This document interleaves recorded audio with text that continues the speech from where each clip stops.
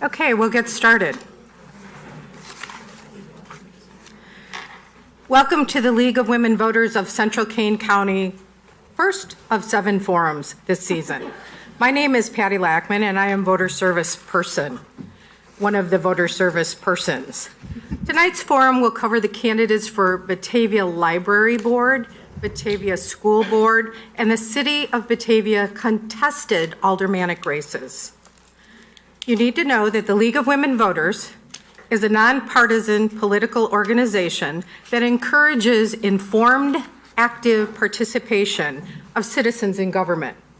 The League of Women Voters sponsors events such as this so that voters are educated and informed on where their representatives and the candidates stand on issues that are important to them.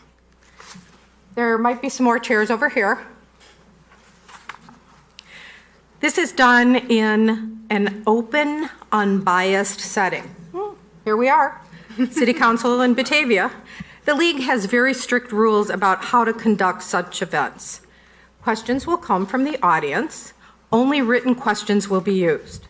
The questions will be reviewed for appropriateness and clarity by question reviewers from the League. We have 3 question reviewers over here.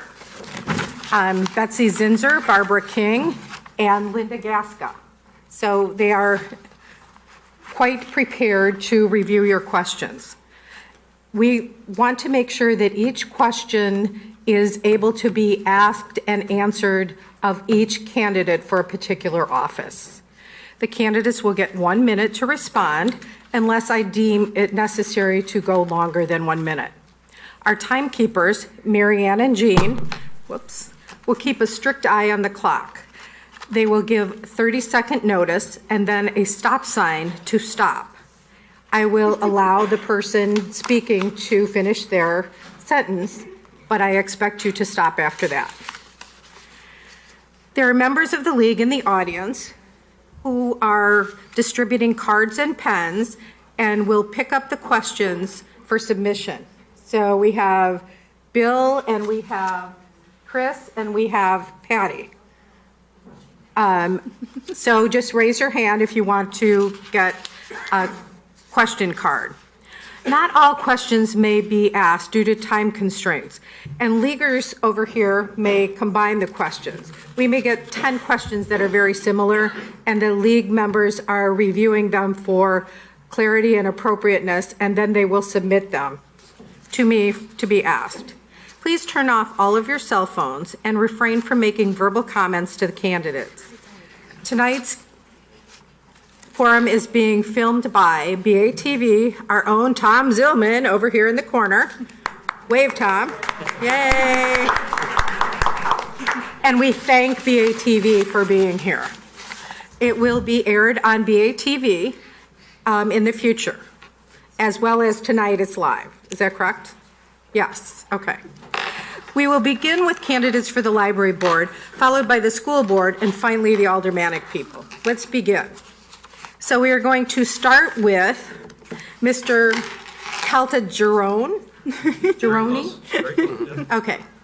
And he will start with his opening. I will give you 2 minutes. And please speak into the microphones. All right. I hope everyone can hear me. Pull up.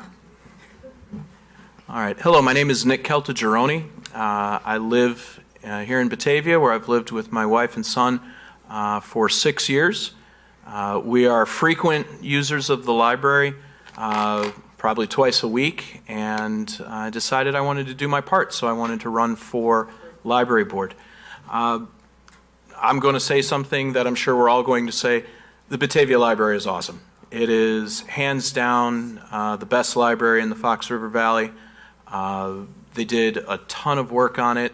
20 years ago, it became the best place for learning and resources and gathering. And I've decided I want to do my part and help to ensure that continues. I've been a public educator for 18 years. I've been a high school teacher at West Chicago Community High School, and I would hope to bring my experience in lifelong learning and education and bring that to the library board where I could help ensure that the Batavia Library continues to grow and continues to be the best library in the Fox River Valley. Thank you very much. Thank you. Mr. Deichman. I'd want to start by thanking the League of Women Voters for putting this together and for everybody here for showing up. And I'm excited that we've got 7 candidates for the trustees. Closer. Yes, ma'am. I'm excited that we've got 7 candidates for this, although I'm not surprised. Batavia is a community that likes to give back. There's a lot of people in this community that are very actively involved. I know that's what 6 years ago I decided I wanted to be more involved, and so that's when I first ran for library board. The last 2 years I've been the president of the library board, and it's been an amazing experience for me. We have, again, I think all of us will agree, it's an amazing library, and we have an amazing staff down there that do a great job with the programs and everything they do there. My background is as an engineer. My engineering training, it teaches me how to approach problems, how to solve them, how to work through them, and look for solutions. And I think that's helped me on the board as issues come up to work through those issues and work through solutions to those issues.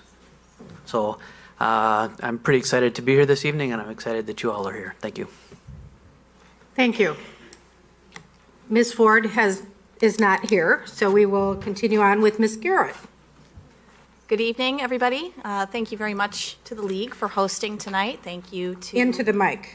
Thank you to my fellow candidates who are here volunteering their time and stepping up to the plate. And thank you to all of you who've come to educate your vote, and to everyone watching later on BATV.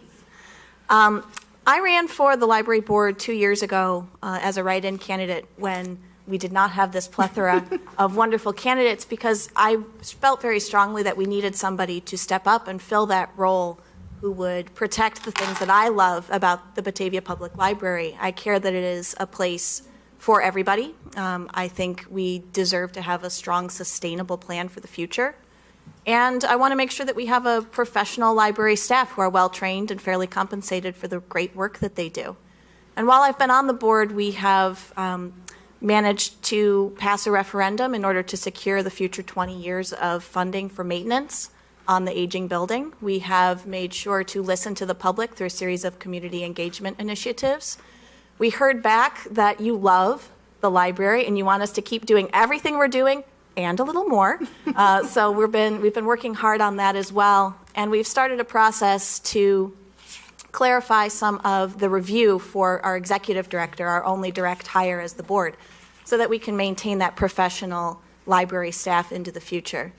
I love my library. It's one of the reasons why we selected the house we did in 2015.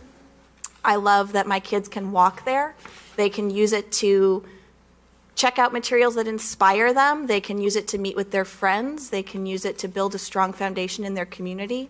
And I think that Batavia has a library that really reflects the self-image that we wish to have of our city, and I'd like to protect that going forward into the future. Thank you. Thank you. Ms. Larson. My name is Elizabeth Larson. I am a resident here of Batavia with my husband, our 5-year-old daughter, Allie, and of course you can't forget the dog. A little bit of biographical background information on me. I have a bachelor's in communications and history from DePauw University. That's the one with the W in Indiana, not the one with the L in Chicago. And a master's degree in information and communication sciences from Ball State. While this is my first time running for public office, I have been involved civically. I've been on the board of the Friends of the Batavia Library since 2012, serving as their publicity chair. I have been the Friends representative to the board of the Batavia Public Library Foundation since 2013. And as part of the foundation, I was on the steering committee for the Bulldogs Unleashed 2.0 public art project last year that raised over $70,000 to split between the Library Foundation, the Batavia Parks Foundation, and the Batavia Foundation for Educational Excellence. And besides that, I've been a member of the Batavia Mothers Club for the past 3 years, and I'm the current philanthropic chair. Why me and why the library? I have a lifelong love of reading, as anyone who knows me can attest, and this was always encouraged to me by my local library, which let me take home armloads and backpacks full of books whenever I went there.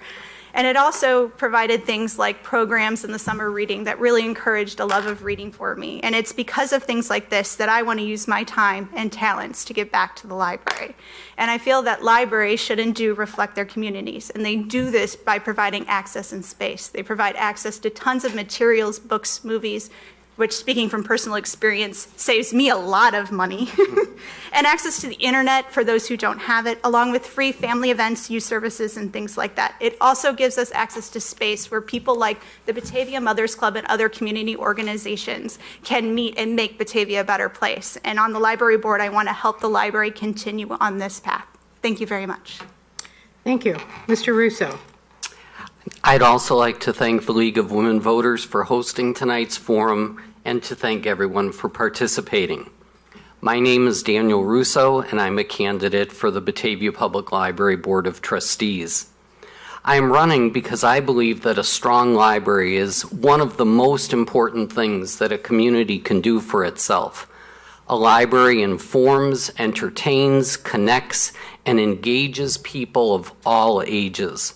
A library is environmentally friendly because many people share all of its resources.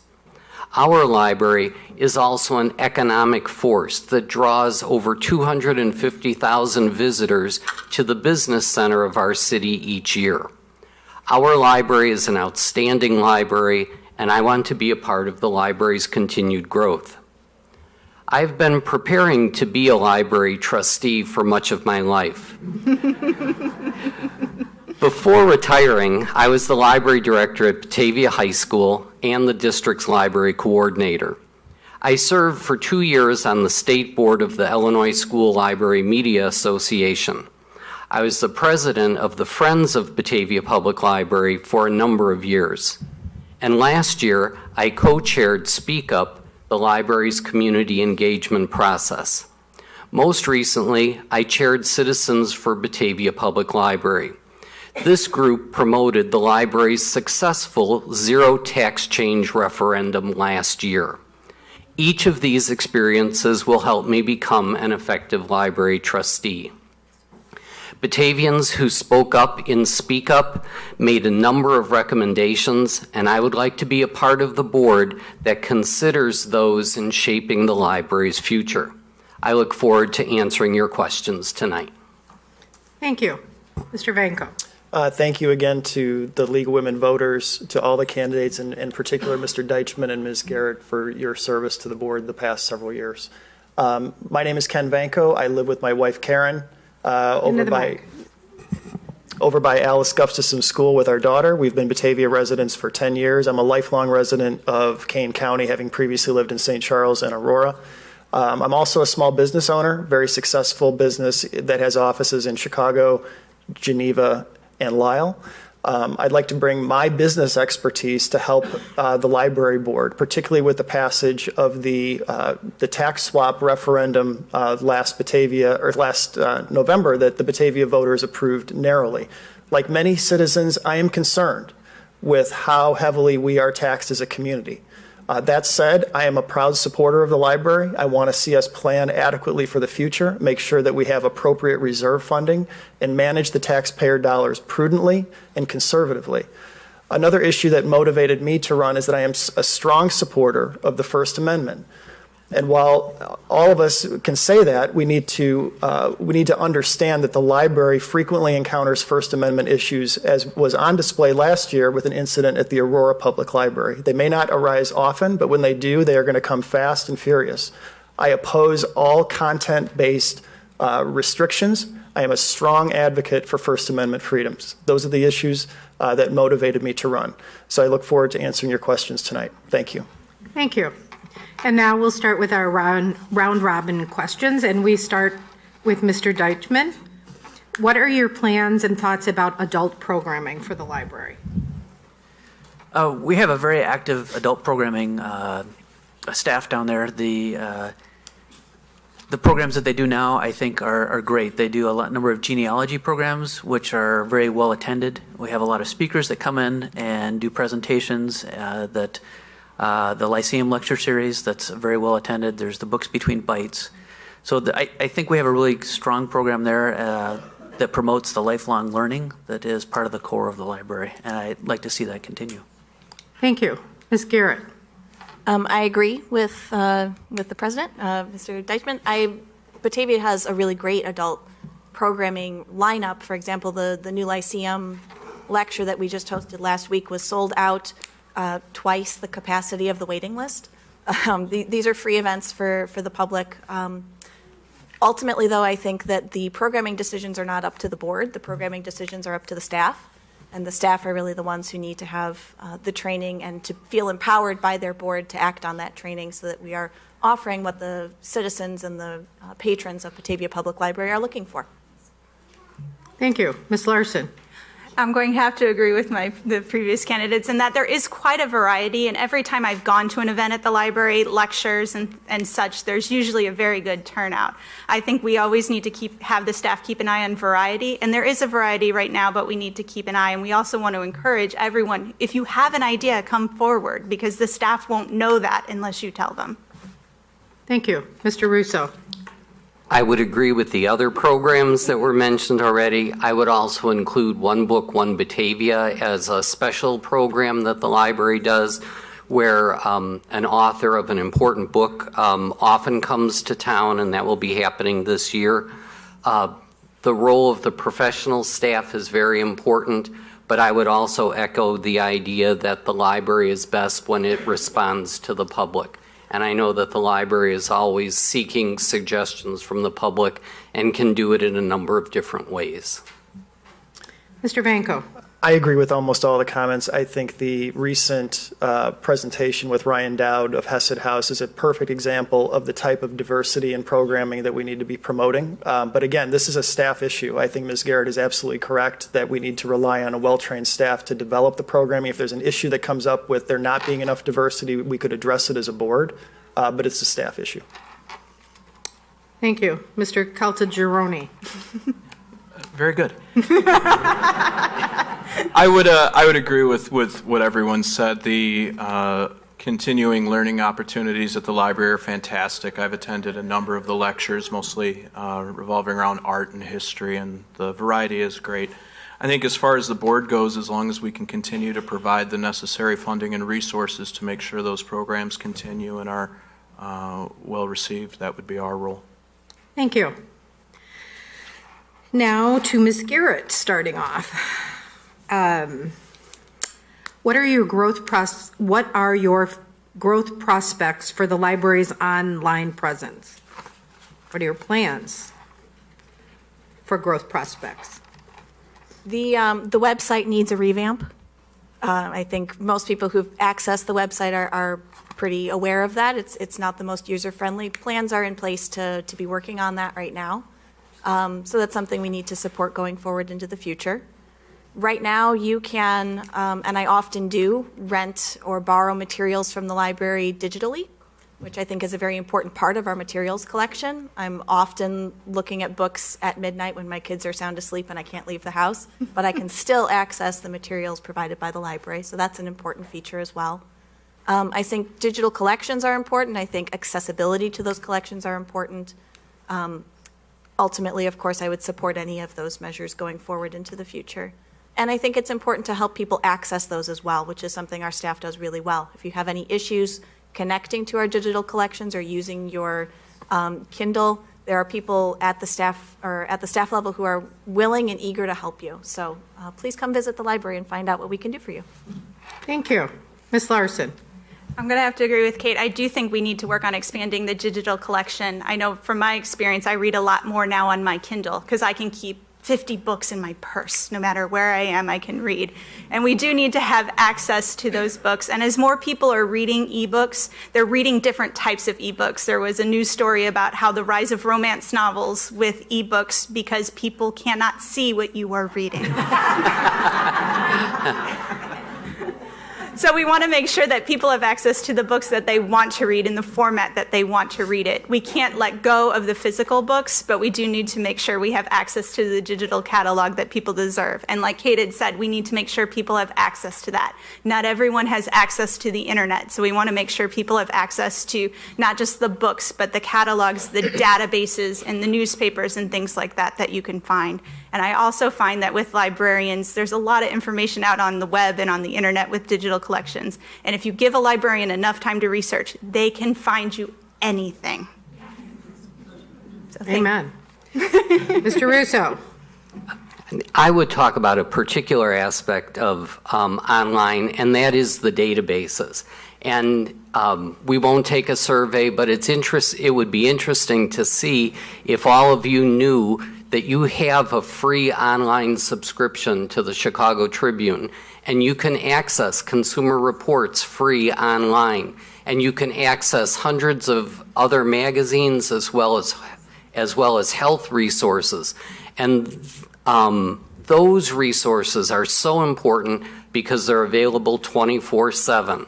And so part of the library's role is to simply promote this vast array of resources that is available to us now. Thank you. Mr. Vanko. Yeah, I would agree. I think the website needs work. I think some of the navigating the website can be a bit of a problem. I also noticed when reviewing the capital asset study plan that one of the largest chunks of dollars reserved or projected for expenditure in the future relates to technology. I guess I'd like to know more from staff what their recommendations would be. Obviously, maintaining an online presence and access to digital materials is very important, but I would probably defer to staff as to what they would recommend for how to enhance that. Thank you. Mr. Caltagirone. Yeah, I would agree. The online presence is obviously essential in today's environment, and it will continue to change over the course of the very near future, and the staff will do, I'm sure, an amazing job keeping up with that. I would only add, I would agree with everything the other candidates said, but I would also add that it would be a good opportunity moving from the last question, lifelong learning, and especially with some of our adult ed programs, being able to help some of our residents, myself included, who aren't quite as tech savvy. It'd be a nice opportunity to help them get more familiar with what's available online, how to navigate the system, and have access to those resources as well. Thank you. Mr. Deichman. And I'm sorry, I have to correct you. It's actually Deichman with a long E.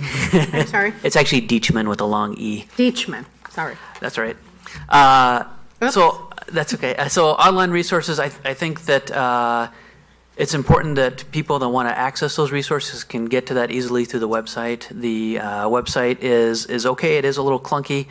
I think they've been making some improvements. Recently we put some of the special reports like our capital asset plan and those reports online to make it easier for citizens to find those and get access to those. We put all of our minutes from our meetings and things such as that are online so that you as a community can see what we as a board and what the library is doing. What the databases, I think, are an amazing aspect there. I've gone online and pulled up Chilton's when I needed to work on my car. I was traveling overseas and I was trying to remember what a few words in French, and I pulled that up and I did a couple basic lessons in French and consumer reports. So I think our online and digital print items are really critical that we keep those moving forward, and I think we've done a good job with those. Thank you. Starting with Ms. Larson. Should the library have prepared for long-term maintenance rather than extending the building bond tax to a permanent tax?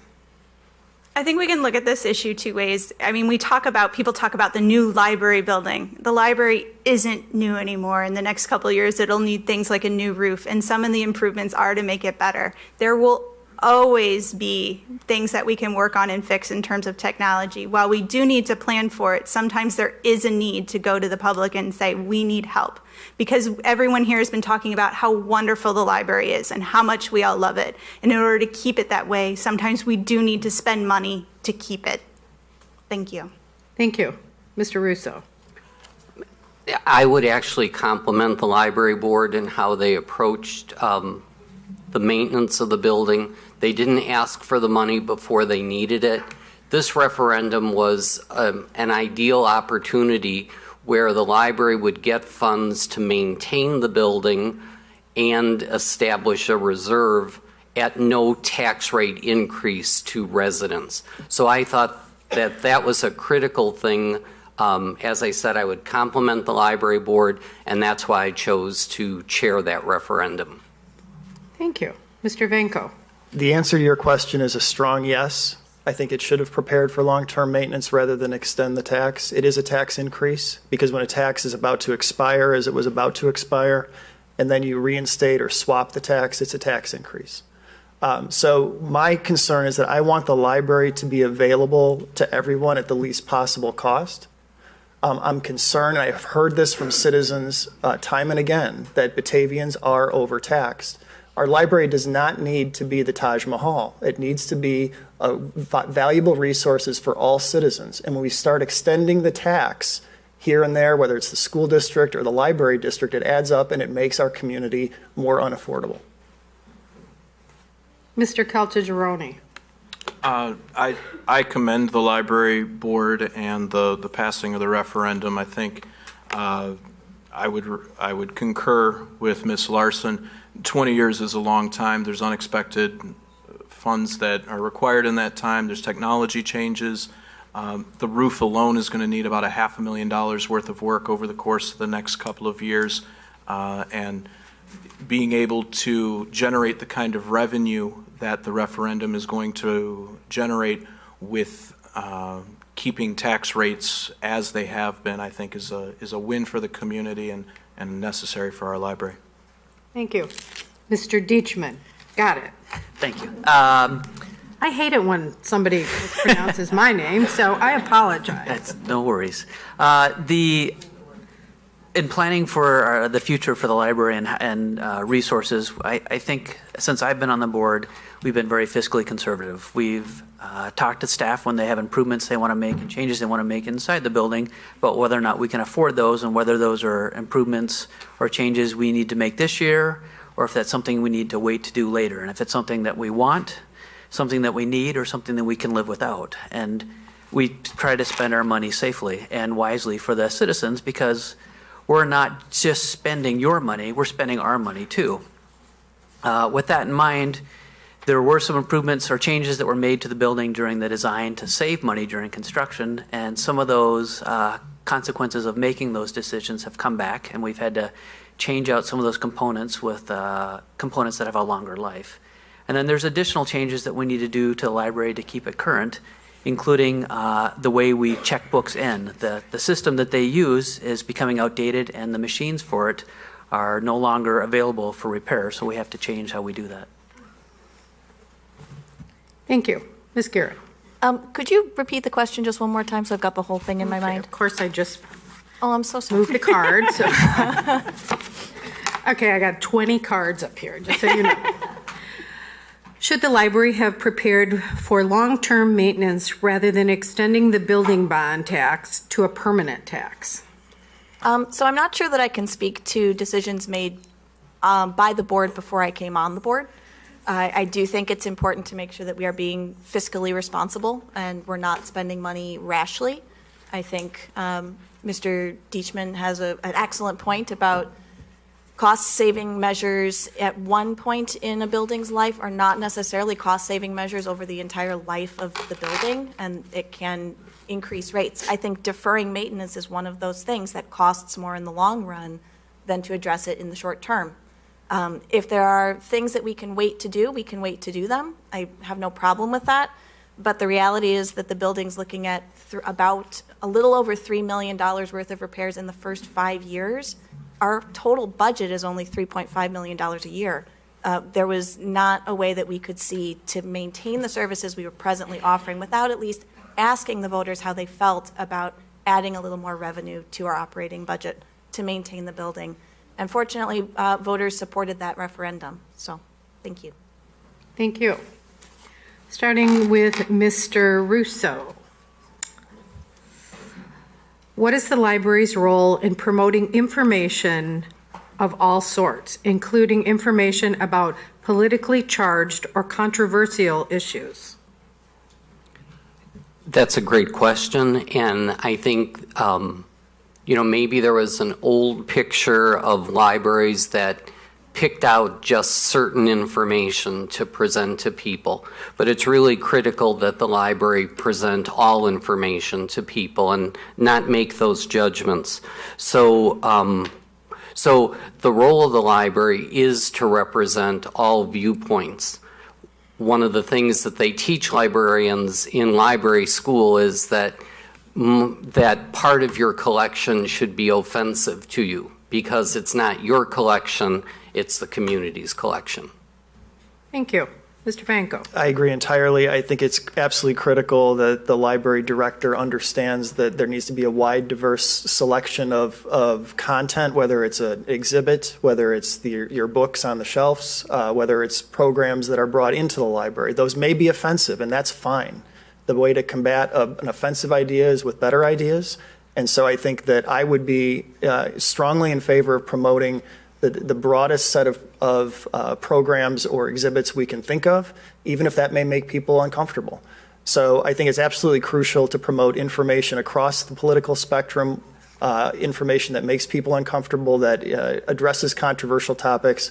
But library directors and library boards of trustees are not censors. They should be strongly advocating for First Amendment freedoms. Thank you. Mr. Caltagirone. One of my favorite weeks at school is banned book week, so I'm all for it. The more information, the better. I completely agree with my colleagues that spoke previously. Get it out there, let people read, let people think, let people converse, and let the marketplace of ideas flourish. And that's ultimately the reason the library exists. Thank you. Mr. Deitchman. The role of the library is to provide lifelong education opportunities for our residents, and I think that if you only present ideas that have come from one direction, that you're missing out on opportunities. And I think that the library itself should not promote just one viewpoint on anything. So, I think when we do our programming, I think it's important that as a staff they look for different opportunities to promote lifelong learning and different points of view. And when people want to do programs and approach the library and say, we want to present this here, then that's an opportunity for people to learn new things. Thank you. Ms. Garrett. I am strongly in support of a diverse collection that reflects a diverse populace, like Batavia has. We celebrate Banned Books Week at the library, which is also one of my favorite weeks. It's always encouraging to see an evolution of thought in our communities about what's appropriate and how to celebrate that. With that said, there are some policies in place that protect public decency, and there are some materials that are not considered suitable for the library's collection.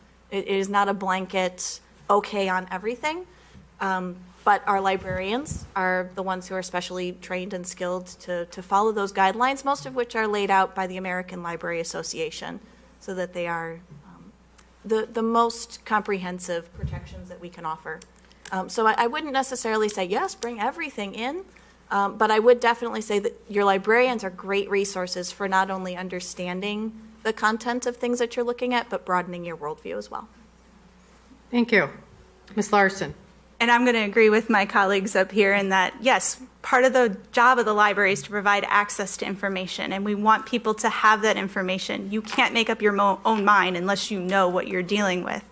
But I also agree that particularly when it comes to, I have a 5-year-old, there are things I don't want her to check out of the library quite yet. But it doesn't mean I don't want those things disappearing from the library for good. Also, like my colleagues, I enjoy Banned Book Week every year. I pride that my high school had a literature class that 8 of the 10 books we read were on the banned book list. And every year when the banned book list comes out, the top 100, I look at it as, ooh, new reading list. So while we want people to have access to information, we want that information to be accurate and factual. And your trained librarians are the people who can help you go through and find what you're looking for rather than just wandering through the internet, seeing what you can find. They can point you to the proper resources. Don't be afraid to use them. Thank you. Starting with Mr. Vanko. How will the library support small business owners, such as supporting programs like developing a business plan, website development, and e-marketing? Well, I think the library certainly can be a learning and meeting space for that. One of the technology initiatives that I think is can be done at very low cost is to create a multimedia lab where you can have a dedicated laptop computer, load it with design software such as Adobe Design, and allow patrons of the library, whether it be a small business owner, or aspiring entrepreneur, whatever, to come in and learn enhanced skills with the assistance of staff. And that can be done very inexpensively, so that's something that I would be looking to promote if elected. But a small business owner, like other patrons, has full access to a wide range of materials, meeting rooms, and space in the library. Thank you. Mr. Caltagirone.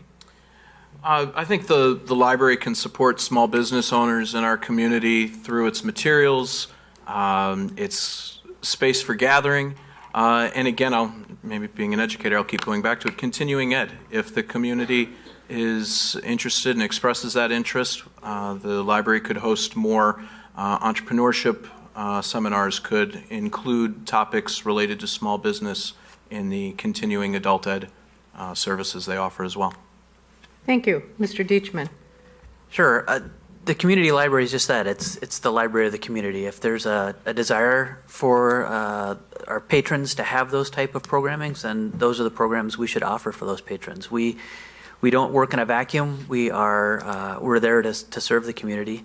And I would encourage us, if there's somebody out there that wants those kind of programs, they just need to put those forward, and we can work with the staff, or the staff can put those programs together and put those out there.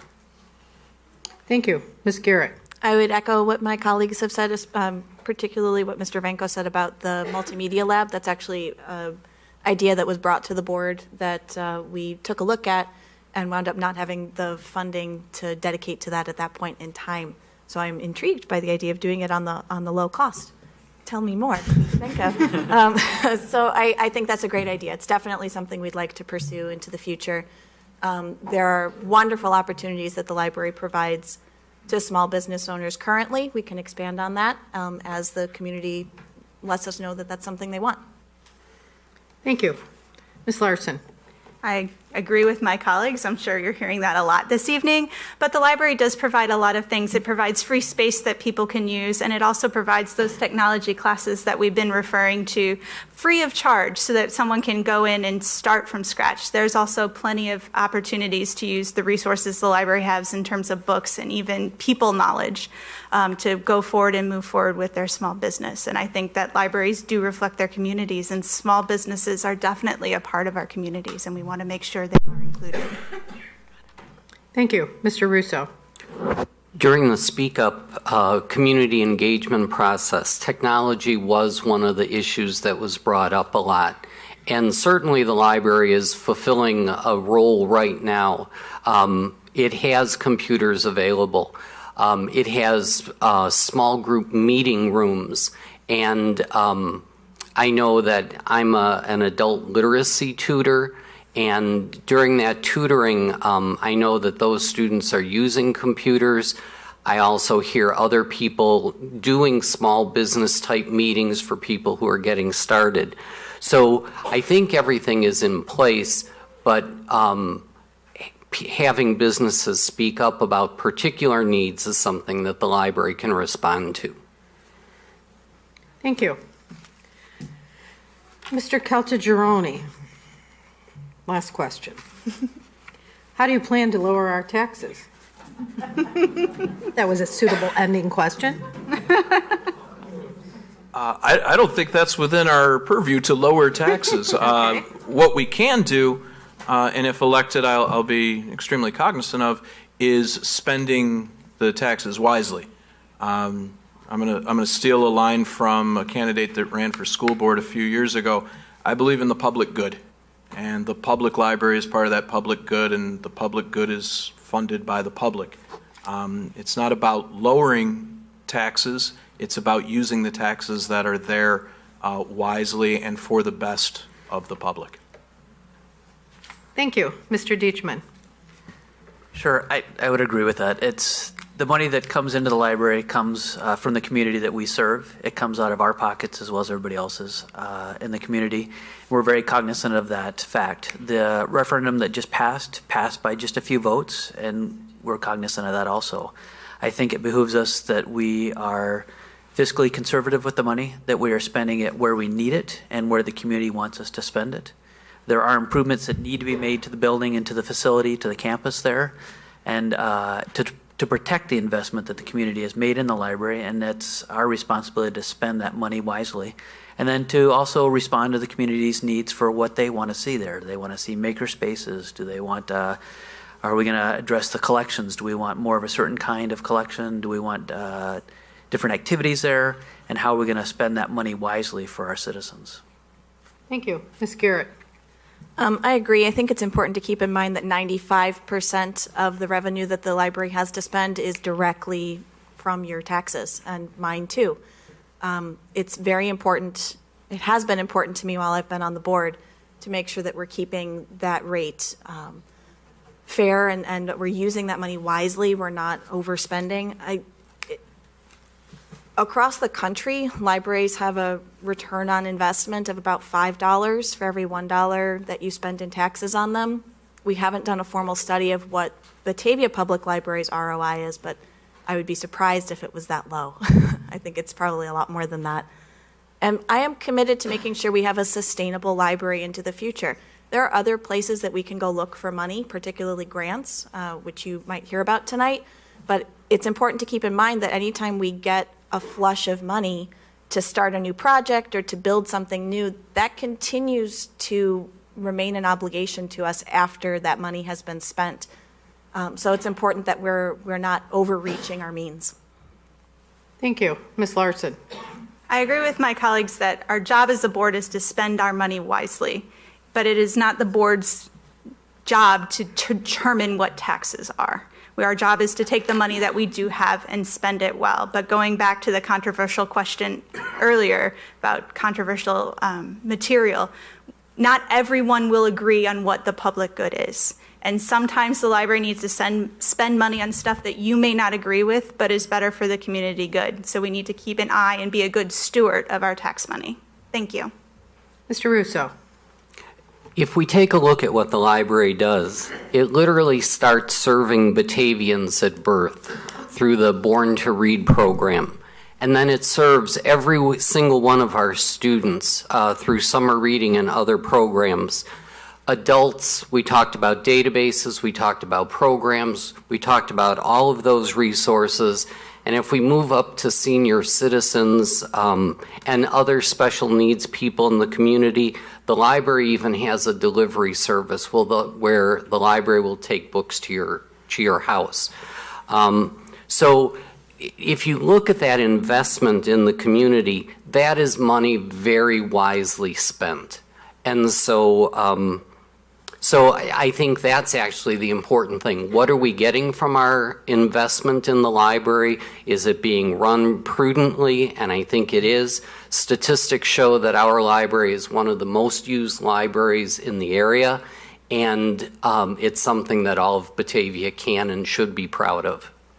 Thank you. Mr. Vanko. Yeah, it's a tough question. I mean, it's a very loaded question. It's why I decided to run. So I do think we as a board can manage the new tax money that is coming in a fiscally prudent way, exercise oversight, which is our responsibility to do. I have not looked into the feasibility of exploring grants or increased gifts and donations, but it certainly should be explored if it can alleviate the tax burden on our citizens. The one thing that hasn't been mentioned tonight, it wasn't a question, I thought it might come up, is I'm not in favor of generating revenue through fines. I think we should stop library fines. I think it's a waste of time for staff to be chasing people for nickels and dimes. And it only generates a few $1,000s a year anyway. But it's a continuing challenge for the Board of Trustees to manage the taxpayer dollars. But reserve funding would be appropriate, but we would need to make sure that we plan carefully for the future and see where we get our return on investment. Thank you. And now we'll go to our closing, and you get 1 minute. We'll start with Mr. Deitchman. Thank you. I'm excited for the future of the library. The community obviously stands behind us. We have a great engagement with the community, and the fact that 7 people want to be on the library board is amazing, and I think that's wonderful. I think the issues facing us in the future are how to respond to the community engagement sessions that were just conducted and that many of you here participated in. I think it's important that we listen to our community and respond to our community and provide them what they need and what they want. And I'm looking forward to help do that. Thank you. Ms. Garrett. I firmly believe that a public library is a self-reflection of a community and how they see themselves. I think the Batavia Public Library is a beautiful place. It is for everybody. It's founded on strong ideals of respect for those who've come before us. We value our history here. We have a great amount of hope in the future. There's no point to build a library if nobody's going to be able to use it in another 20 years. We have a wonderful amount of care for our community. We've centered our community spaces right up at the front so that when you come in, the first thing that you see is a meeting room where we are often booked so that people are able to connect with each other. And Batavia Public Library really stands at a place where it can represent a community gathering place. It's not just a storehouse for materials. It is a foundation of our community. I would very much like to see Batavia Public Library do the same things into the future that it has done so far for myself and my family. I want my kids to grow up with a library that has materials that inspire them and spaces that connect them to their friends and the tools to help them succeed. Thank you very much. Thank you. Ms. Larson. As part of my closing statement, I do want to thank the League for hosting this forum tonight. So often when we talk about voting, it's put an emphasis on voting for Congress, Senate, and President, and nothing else. But these municipal elections are important to us too. And so often we don't have a place where we can learn about these things. So thank you for hosting this. I'd also like to thank the fact that our library is special. There's a reason why 7 of us are up here trying to get 3 positions. And I think that's pretty cool that people feel now they can get involved and they should get involved. I know several of us are running for office for the first time, so I think that's a great leap forward for Batavia. I'd like to also thank everyone for being here, remind you that every vote counts, as the library referendum proved in the past. So please go out and vote April 2nd. I will be around this evening to answer questions, and also if you're interested in learning about me more online, I have a Facebook page, which is facebook.com/vote for Larson. Thank you. Thank you. Mr. Russo. Batavia is fortunate to have so many candidates for the important position of library trustee. I offer experience acquired from 22 years of being a teacher librarian. I offer experience and expertise in working with boards and committees at the state and local levels, and I offer genuine enthusiasm for the benefits that libraries bring to the community. If elected, I promise to use my expertise, experience, and enthusiasm to make the library an even stronger institution than it already is. Please consider voting for me, Daniel Russo, for library trustee, and please stop by the library and check out something new. Thank you. Mr. Vanko. I continue to be so impressed with our community. Everybody that I've dealt with at the schools, Park District, the library has just been terrific. And I was actually watching the congressional testimony yesterday, and the 5 people sitting to the right of me are much more impressive than any of the congressmen and women who ask questions. So I guess I'm undecided on whether I'm voting for myself or not. But I want to thank everybody again for running and for their passion for their community. I think we live in a wonderful community, and it's great to see so many people support really what's the gateway to our downtown. And I think all of us are passionate about the library. Whether we have the same vision or not is not a debate. It's how we get there. And I ask for your vote on April 2nd. Thank you. Thank you. Mr. Caltagirone. So thank you to the League of Women Voters for hosting this. Thank you to everybody for coming out. I'll say it again. Yay, us. This is great. Batavia is awesome. As is our library. And I'm running because I want to do my part to help keep our library as great as it can. So I would reiterate what everyone said. Come on in, check out the library, grab a cup of coffee from Steve at Chapters. Once a month, support the Friends, and that money goes to the library as well for our monthly book sale. I think I would add to the board with my experience as an educator, being helped to continue the library's mission of being a place for materials and resources for lifelong learning. I've had experience working on contracts for districts that have tens of millions of dollars, so I'm not unaccustomed to budgets that are pretty hefty. So I think I would be a good addition to your library board, and I ask for your vote in April. Thank you very much. Thank you. And we are lucky. We do these forums up and down the valley, and I'm here to tell you that there are some districts, library and school, that don't even have enough people running to fill all of the vacant positions. So give ourselves a hand and give these guys a hand.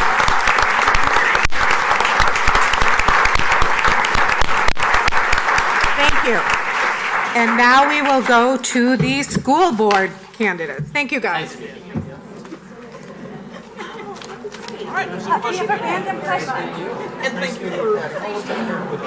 you, Daddy. Thank you so much. Oh, yeah. Oh, no. Thank you very much. Well done. Thank you very much.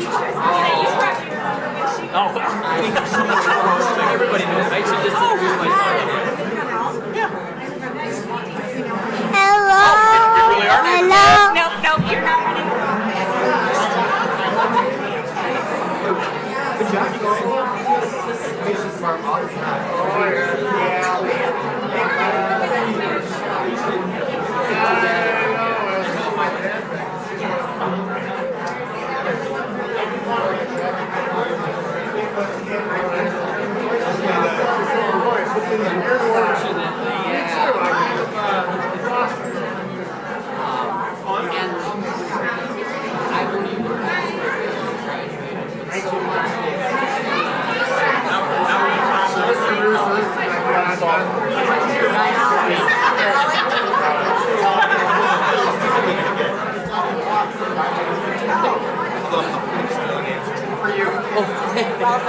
Thank you. Very nice. This was. Don't have to move too far. You are? I am Sophie. Nice to meet you. Scott.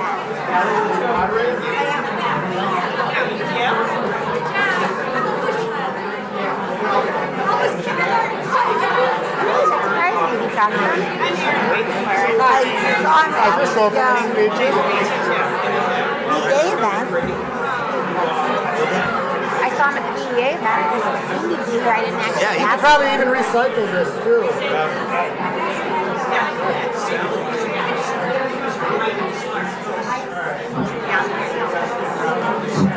Yeah, you're from. Thank you. Thanks for having us. Oh, you got the gavel. I don't either. You might need it. Well, I'm anticipating some contentious moments, but we shall see. The one thing I remember about being up here is it's easy. Guys, you did a great job. Yeah, you might have to stand up to.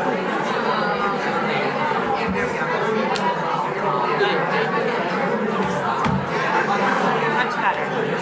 My tie straight. I wear one so often. Although I rather tend to have this black and burgundy ring. People are going to think, That was wearing my favorite color. Oh, and Chris has got the. Scotty? I don't know. Is Scott even here? Yeah, that's right. Good luck. Oh, hey, good. You are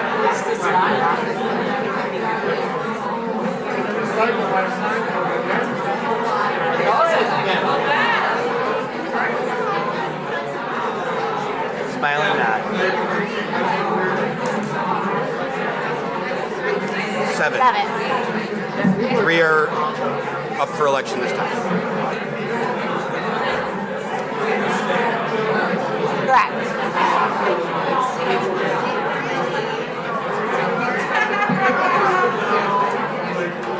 I did not.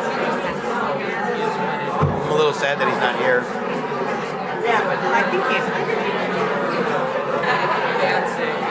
Although they were letting people sign the waivers if they got here, so possibly just had him in case.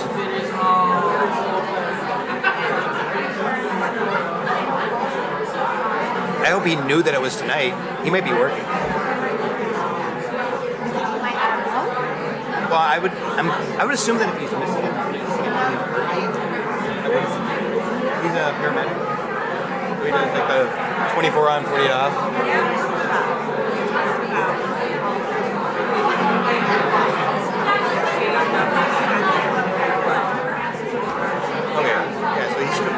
Okay, if everyone could take their seats, please. Do we have everybody here from the school board?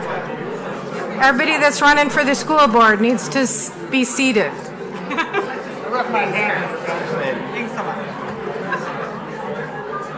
We got this, right? Well, it depends on, I guess, your perspective. Okay. I'm supporting that. Okay.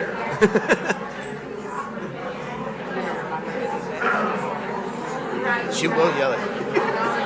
Make sure you speak. Ready. I'm looking for. Flash the lights. Yeah, did you? Mine's tomorrow morning. When was yours? When was yours? Naylor not When here? was yours? Mine's tomorrow. It was a new guy. I'm sorry? Good question. Fair question. Sorry that I'm Okay. All right. unremarkable. Okay. What was it? There was. We have could everyone be seated, please? I felt they were kind of just, classic. Why are you running? Yeah. I think I just lost my cheat sheet. was pretty early in the morning, so maybe as the day went. Maybe you got. Power?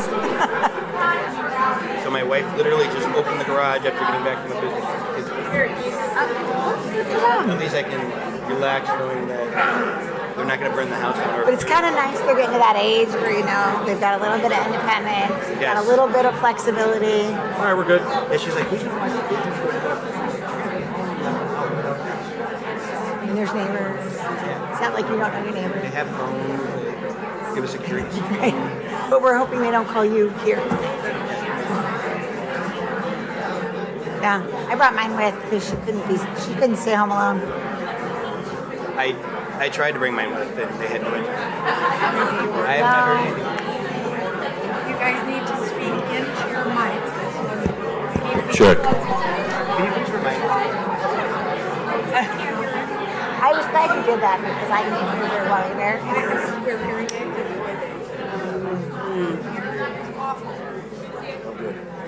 Not my first rodeo.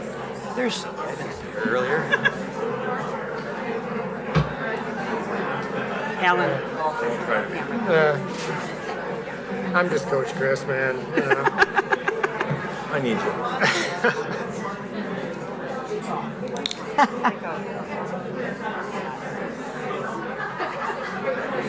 People moved up. What was that? Every time I hear them talk. Okay, we have some seats over here available. If you'd like to sit down, please. All right. Seats over here. Ready? Okay. And now we will move on to the school board candidates. And we have one absent, Mr. Naylor. So we will go with 5 of the 6. You need to know everybody gets an invitation in a contested race. Everybody has to sign a media agreement saying that they will not use anything from this forum in their campaign, commercials, literature, whatever, because we do not endorse a candidate. We have issues that we back, but we do not ever endorse a candidate. So we are like Switzerland. I'd like to be in Switzerland about now. Okay, sometimes it feels like Switzerland here. Okay, so we will start with Miss Drummel, and we will do the same round robin. So for your opening, you get 2 minutes. You're on.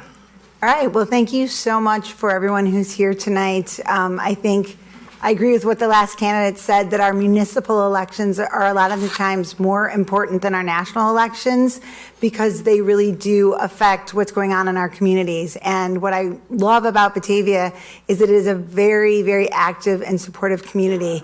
My husband and I moved here almost 14 years ago, and like so many people who've moved to our community say, we moved here because of the schools.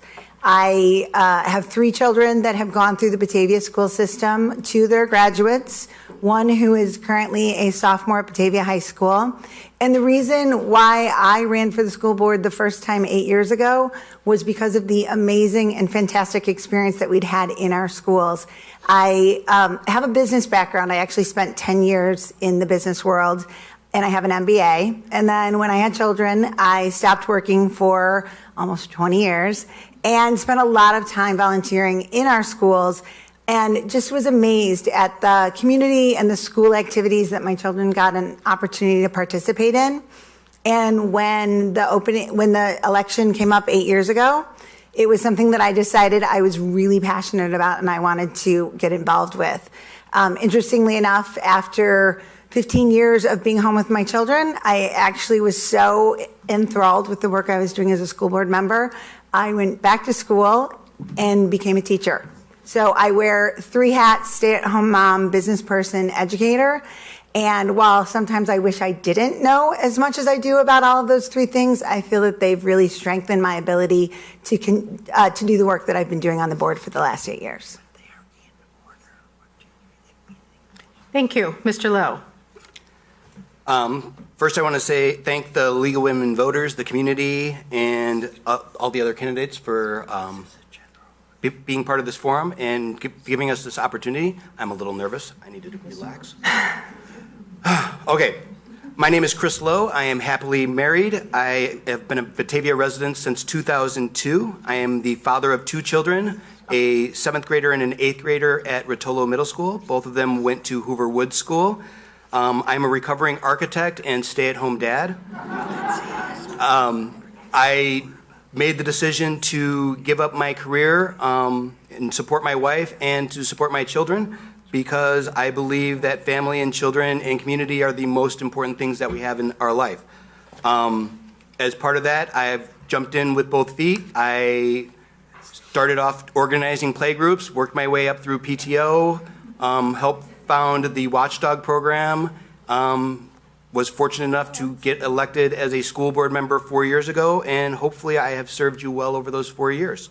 I have learned a lot during that process. I have learned a lot about things that I didn't think I ever would, and I've listened to many people in the community. I've loved every minute of it, and I hope to get the opportunity to do it for 4 more years. Thank you. Okay, Ms.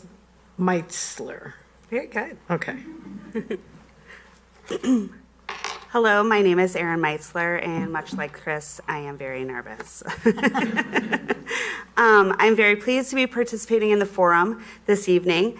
First, thank you to the League of Women Voters, to everyone in attendance, and BATV for filming this for everyone at home and in the future. I'm excited to be one of the candidates running for Board of Education this year. The reason for me running in the race is really pretty simple. I believe we need leadership at every level of our community of learners. And over time, our Board of Education has found itself void of an elementary school voice.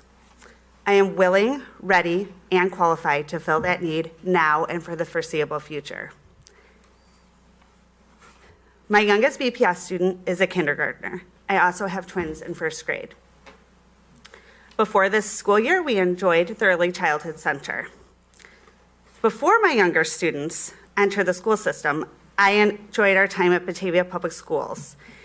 And now those 2 students are in middle and high school. They're involved in athletics, they're involved in music. We have high achieving learners, and we have learners that are successful with the assistance of a 504 plan. I have spent the last 5 years volunteering and cheering on our school system. I started rolling up my sleeves and working hard for our schools, our children, our teachers, our staff, and our community. I've been involved as PTO president at Storm, vice chair of the Batavia Foundation of Educational Excellence, co-chair of the Batavia Inter Council, and vice president of the Music Buffs. Each of these roles has enabled me to participate in a multitude of levels. I am looking forward to the opportunity to serve our community as a Board of Education member if I'm elected in April. Thank you. Dr. Yes. Niekamp. Niekamp. Niekamp. But I get Niekamp all the time, Okay. so I'll answer Niekamp. that just fine. Nee. Got it. Thank you. My name is David Niekamp, and as evidenced here, I You am... need to speak into the mic. It's not picking you up. Hi. Is this working for everybody? Cool. I am a licensed clinical psychologist and have been operating as such for the last 20 years in the Fox Valley. Couple personal things about me. I am a 24-year resident here in Batavia. I've been married 26 years, so the majority of my adult life has been here in Batavia. Just a quick byline, I come from the Detroit metro area, so when I discovered Batavia, I thought I'd moved to heaven. And I want to keep it that way, which is fundamentally why I've chosen to run for the school board.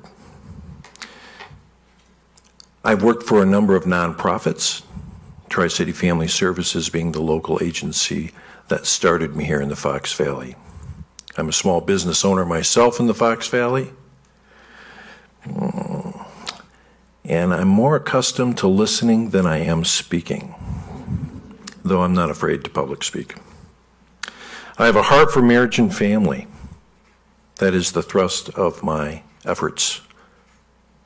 A safe and stable learning environment is key to learning for everyone, especially children in transition. A historical niche market that I kind of fell into has been the teenage group. Quite frankly, I think you'll all appreciate well, thank you for 30 seconds. Someone once told me early on in my career, no one likes working with adolescents. They're such a pain. And I thought, oh, perfect market for me. I'll dive in and see what happens. Well, that was over 20 years ago. I love teenagers. I love what they do. I love who they become, and I want to help shape that. Coming to the board will allow that to happen on a next level for me. Take it out of the clinic and into the community. I'm told to stop. I'll answer any and all questions after. Thank you. Thank you. Mr. Solfa.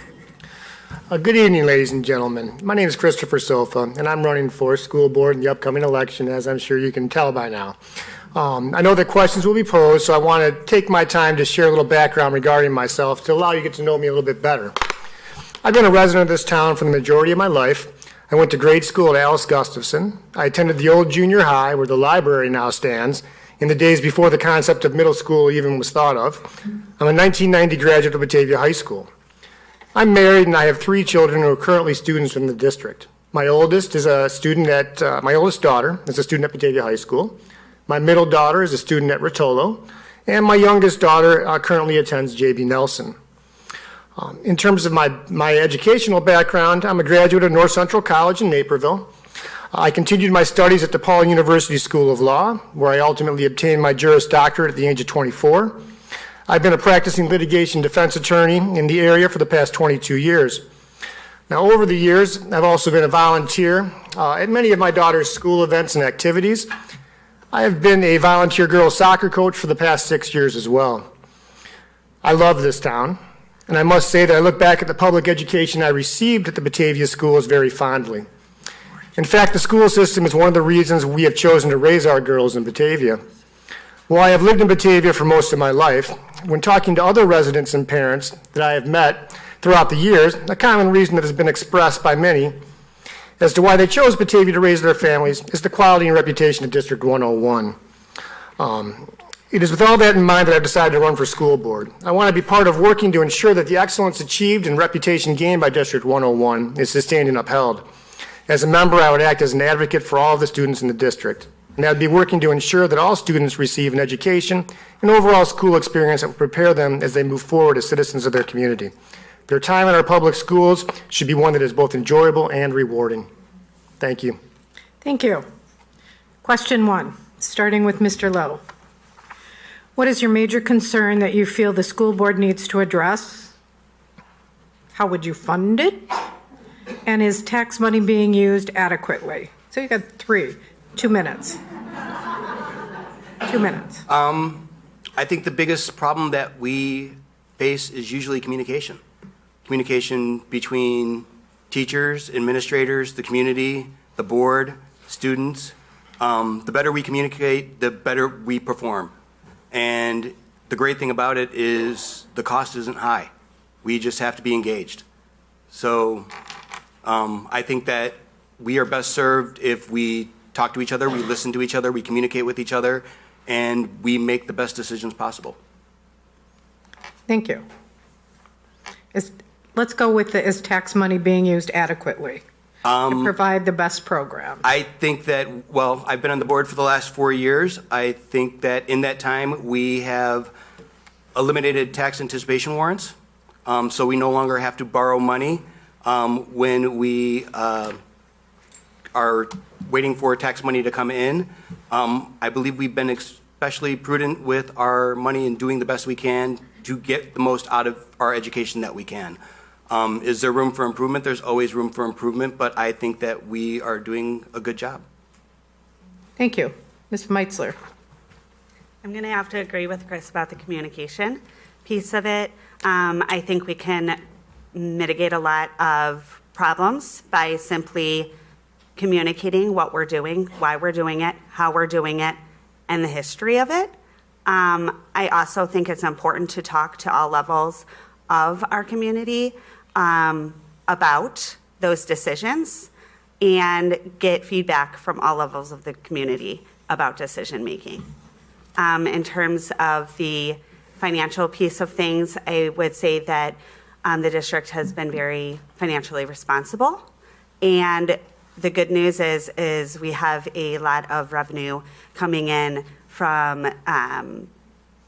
the outlet mall that will help us into the future.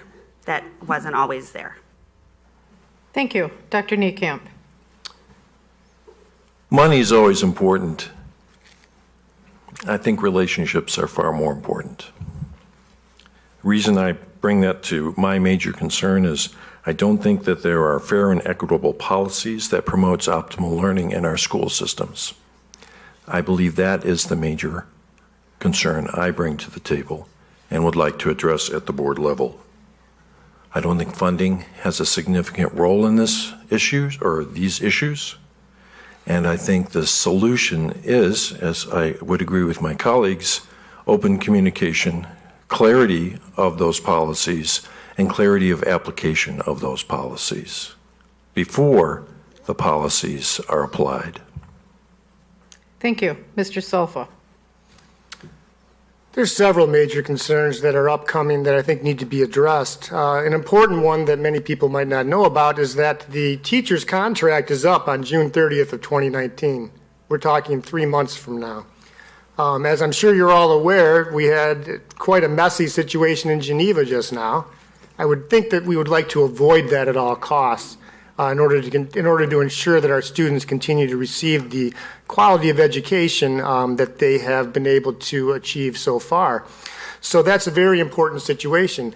In light of that, we also have a situation where we have quite a few buildings throughout the district. We did a lot of building. The high school's been added on to. Everybody loves the BFAC. We have, Hoover Wood was a relatively recent school. But now we need to maintain these schools. There needs to be a master plan going forward as to what we're going to do to be able to maintain the facilities we have. We don't need to build anything else. We need to make sure that the wonderful facilities that are available for our teachers, for our students, and everybody involved in District 101 can be maintained as we move into the future.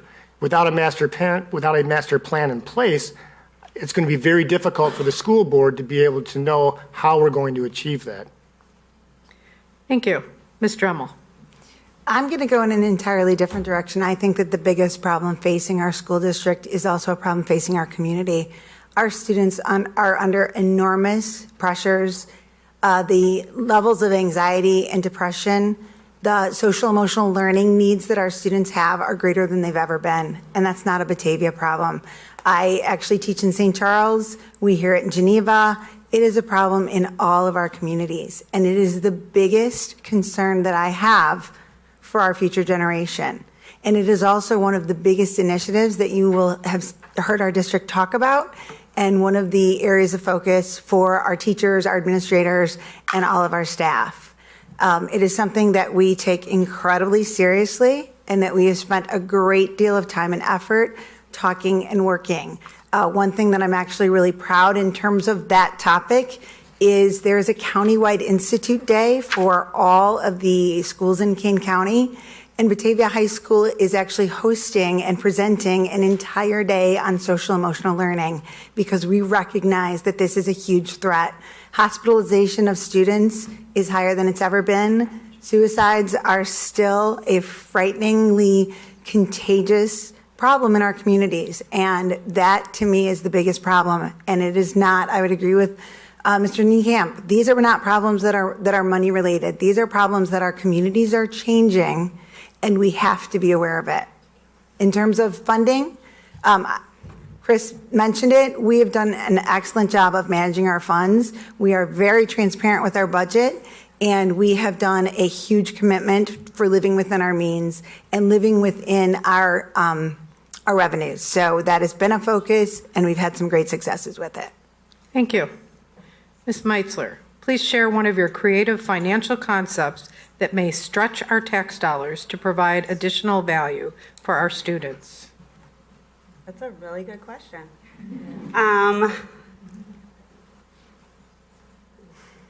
I think that I would need to learn a lot before I could answer that question. But the good news is I'm a really hard worker, and I'm willing to do the work to learn how we can stretch our dollars to be creative and make things happen within our school districts. Thank you. Dr. Niekamp. Creative ways to stretch tax dollars? In a word, community involvement. The more we invest in our communities, the less we have to spend to others to do it for us. So my position on this wouldn't be necessarily a policy, but rather a community call to come help, participate with what you have to bring to the table. That's how I'd respond to that without diving into the audit, shall we say. Thank you. Mr. Solfa. Well, we already know that the taxes that everybody receives in terms of their property taxes, a large majority of those taxes go towards District 101. On top of that, the citizens of this town who are parents of children also have to pay registration fees. So a lot of money goes from this community into the school district already. I'm going to point out that it's my understanding that the class of 2022 is going to be the biggest class size that's ever going to graduate in the history of Batavia. However, after that class size, I believe the class sizes are going to start being reduced in terms of size. In that regard, I believe that we can then focus on ensuring that the students continue to have access to the extracurricular activities and to keep class sizes manageable. In that way, we should be able to hopefully retain the teachers we have and not have to increase staff size to continue the education opportunities that are available. Thank you. Ms. Dremel. I'm not creative, but what I am is I am a great encourager and I'm a great partner. And one of the things that we do amazingly in this community is engage the people in this community. So when students in our elementary schools need mentors and tutors, we have groups of students from the high school that go out and support them. When we have students in our elementary school, for example at Storm, who need help reading, we have people from the Homestead come and help them read. That's what we excel at in this community. So I don't need to come up with those ideas. What I need to do as a board member is ensure that I'm creating an environment that is supporting all of those amazing ideas that come from our teachers, from our community partners, and from our staff and administrators. Thank you. Mr. Lowe. I think Kathy just pointed out an excellent point that our community is an incredible resource that we have and that we take advantage of. And the best thing that the board can do is to give them that opportunity to give back to the schools and help us out. I can think of two ways that I've been involved in making that happen. One is when I helped start the Watchdog program, which brought fathers and male role models into our school. That was an asset that was brought into our school for relatively no cost. Additionally, the turf compromise, which involved both contribution from private, the boosters raising money, and partially funded from the schools, was all started from the Capital Improvement Committee, which I was on. And that idea came out of there, and that is an innovative way that we were able to get a $1 million asset for half the price. Thank you. Starting with Dr. Niekamp. Are you concerned with class sizes? Should there be a limit, and what should it be? And what is the appropriate student-teacher ratio?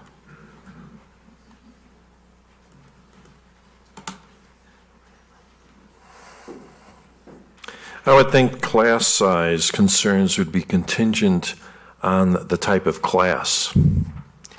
By that, I mean I was involved with the music department growing up.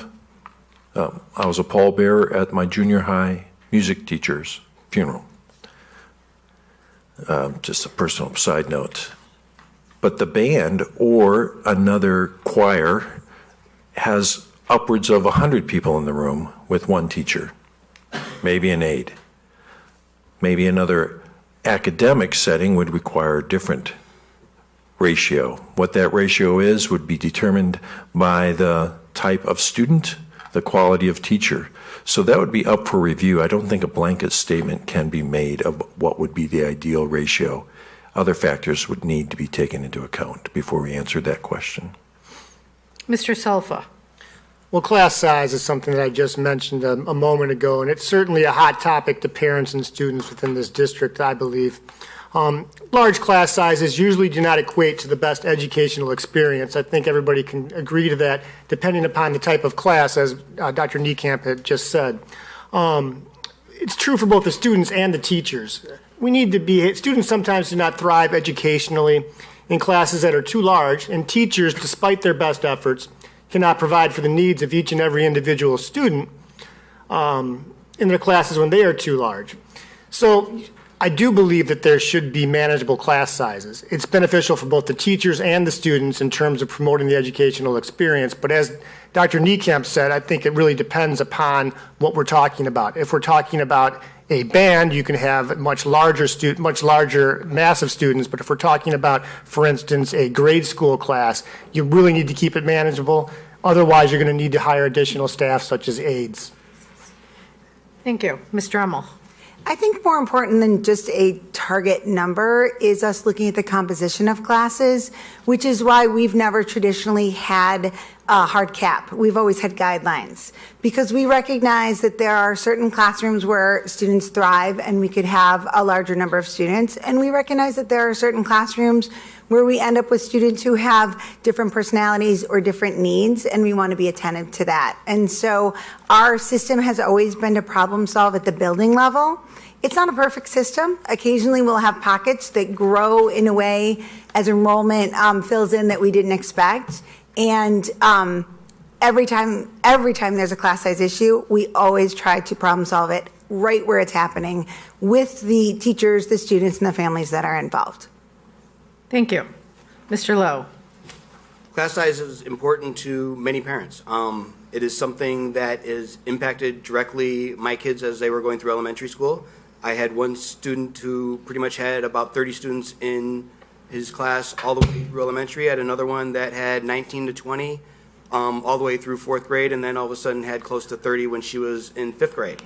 That caused quite a bit of controversy. However, in the end, it worked out, and she was able to, and her whole class was able to get all the supports that they needed. I believe that we have a great collaboration system in Batavia so that administrators and buildings and teachers can all work together to come up with the best solutions with what they have to work with. I don't want to. Thank you. Ms. Meitzler. Sorry, we're discussing questions here. Your turn. Okay. In my quest to prepare myself for this opportunity, I spoke to as many people in the community as I could physically do. And that was staff, teachers, students, parents, community members at large. And this was something that came up in almost every conversation.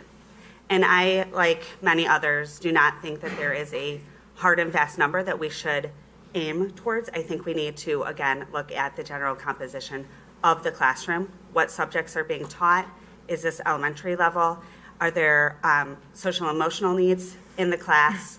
are their IEP plans, 504 plans, and then build the class from there based upon what the students need.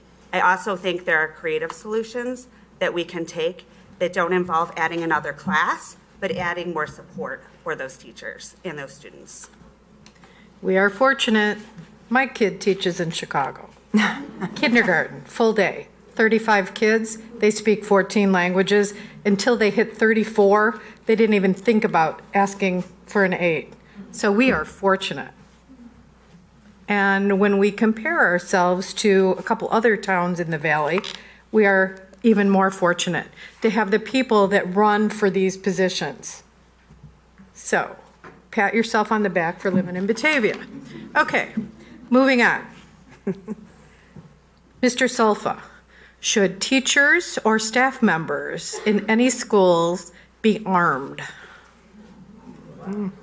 Okay, we don't live in Chicago. Mr. Sulfa, but you're on. Well,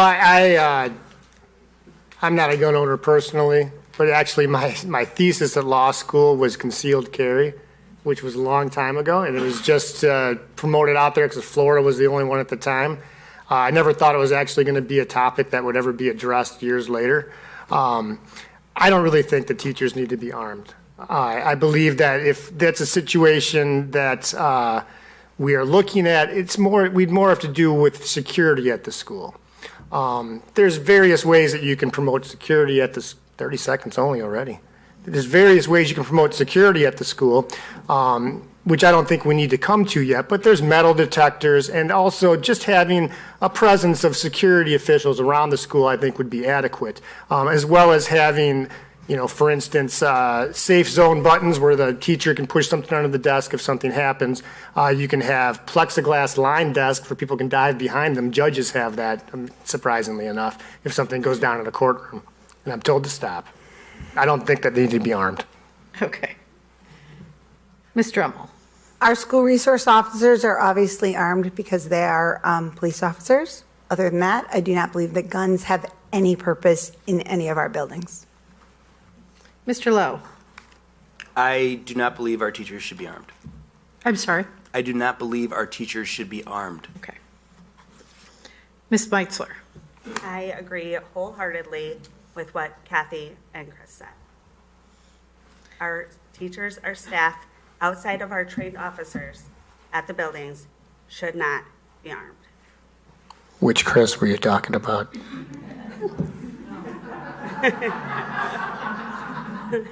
Okay. I said the same thing. Dr. Niekamp. The real question is a question of safety. I won't sidestep the question, but I also want to broaden it. We do need to have that as a primary concern. As I mentioned, safety is a key component to creating an optimal learning environment. Part of my practice works with police officers looking at this very question. In particular, we do officer wellness, how to keep their heads on straight, quite frankly, as they're the front lines whenever an issue of this nature occurs. Given the more recent event of Aurora right down the street in our neighbor, albeit it was not in the context of a school system, the greatest flaw in our thinking is that it will never happen here.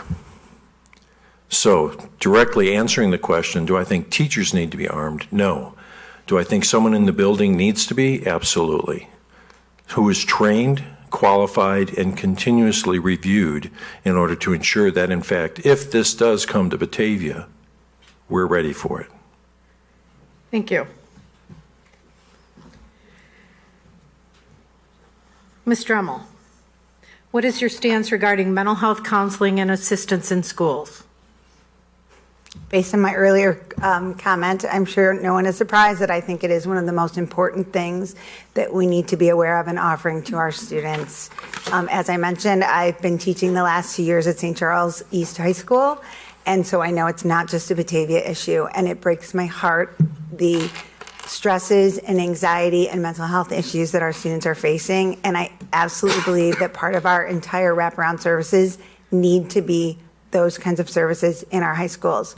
I also think here in Batavia, we do an amazing job of bringing in outside resources so that students have a multitude of supports and that we are not just trying to rely on only our own staff, but that we have outside experts that are also supporting them. Mr. Lowe. I think myself and the board has expressed through their actions that this is something that we very much value. I believe that mental health concerns are probably the biggest threat that our kids face. That if they're going to come to harm, that's probably the way that it's going to happen. And it's one of the things that we can do to prevent it. And so I think that we, as responsible adults, should be having a conversation about it. I think it's the big elephant in the room that most people ignore. And yet suicide and self-harm is probably something that impacts just about everybody in this room some way, somehow.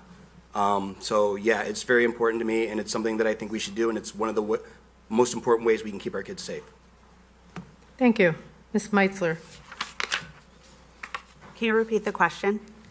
What is your stance regarding mental health counseling and assistance in school? Simply stated, mental health and social and emotional wellness at this point, given our challenges in society, should be our #1 priority. Test scores are great. State titles and music accolades are wonderful. We all love them, including myself. But they pale in comparison to me if we cannot get these students to graduation because of mental health issues.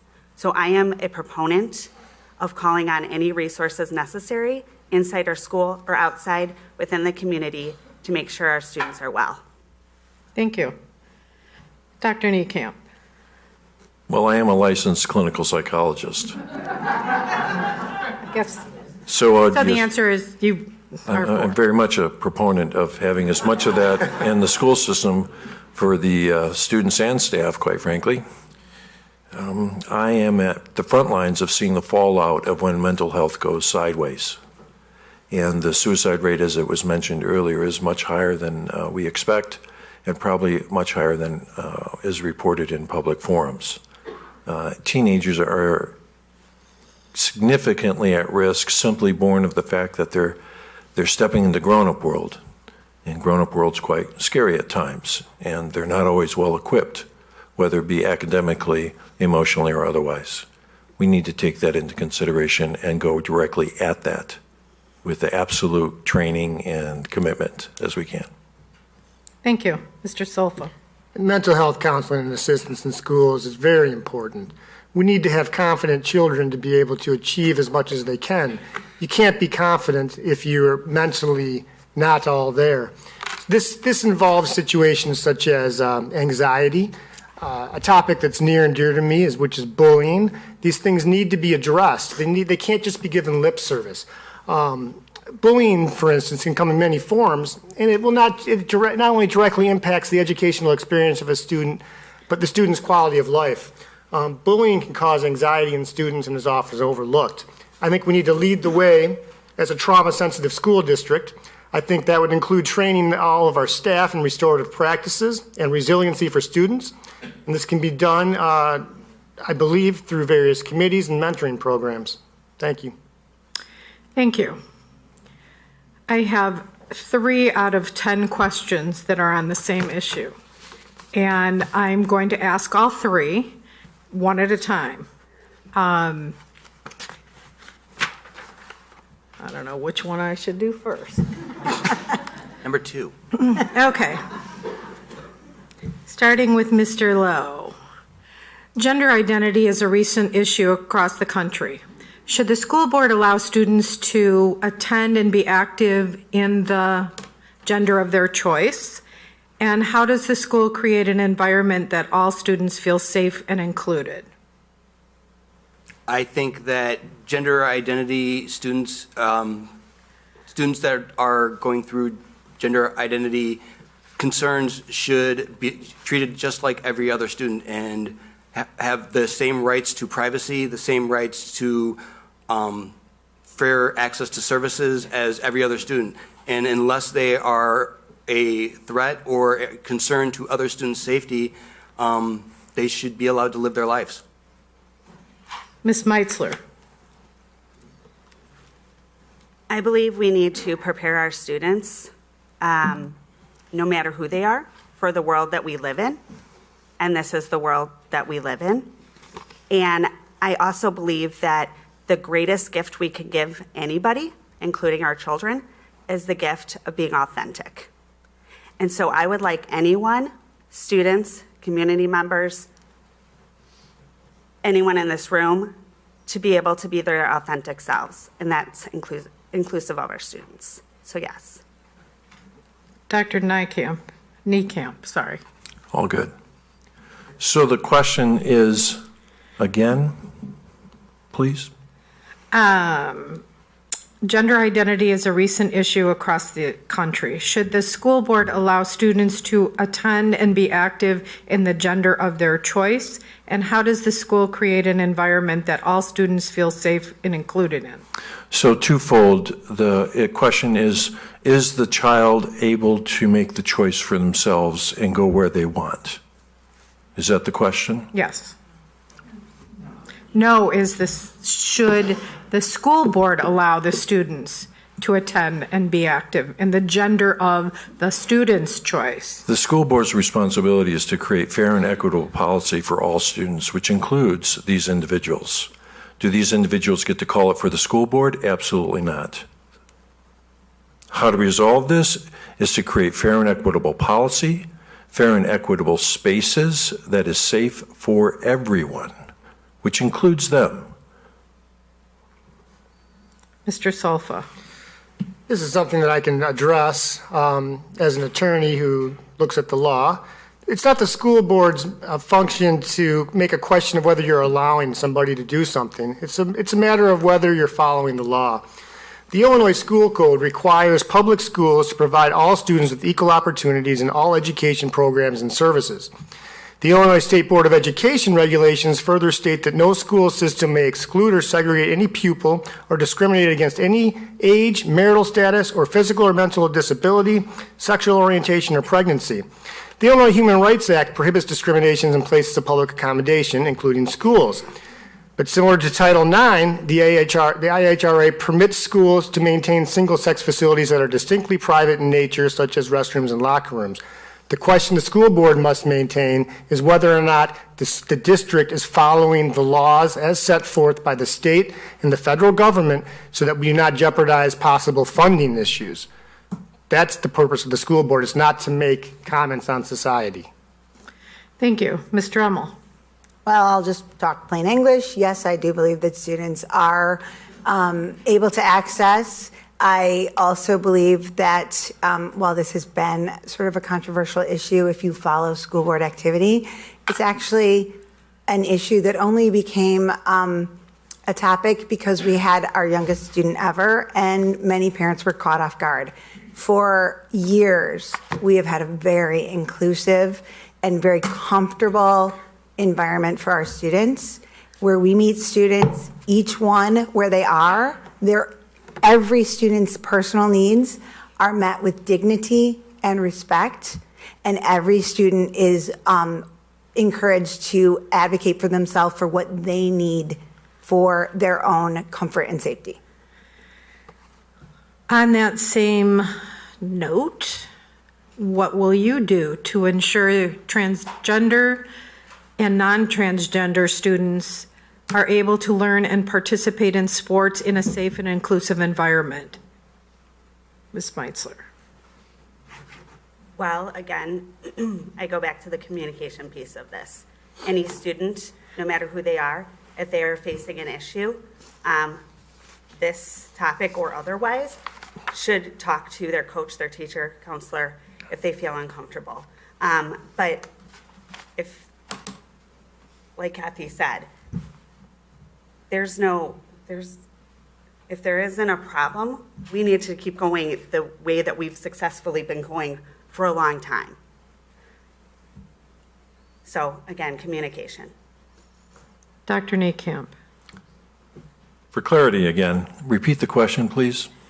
What will you do to assure that transgender and non-transgender students are able to learn in a safe and inclusive environment? How do you feel the district has been handling this issue? I didn't ask that part. You didn't ask that part. Okay.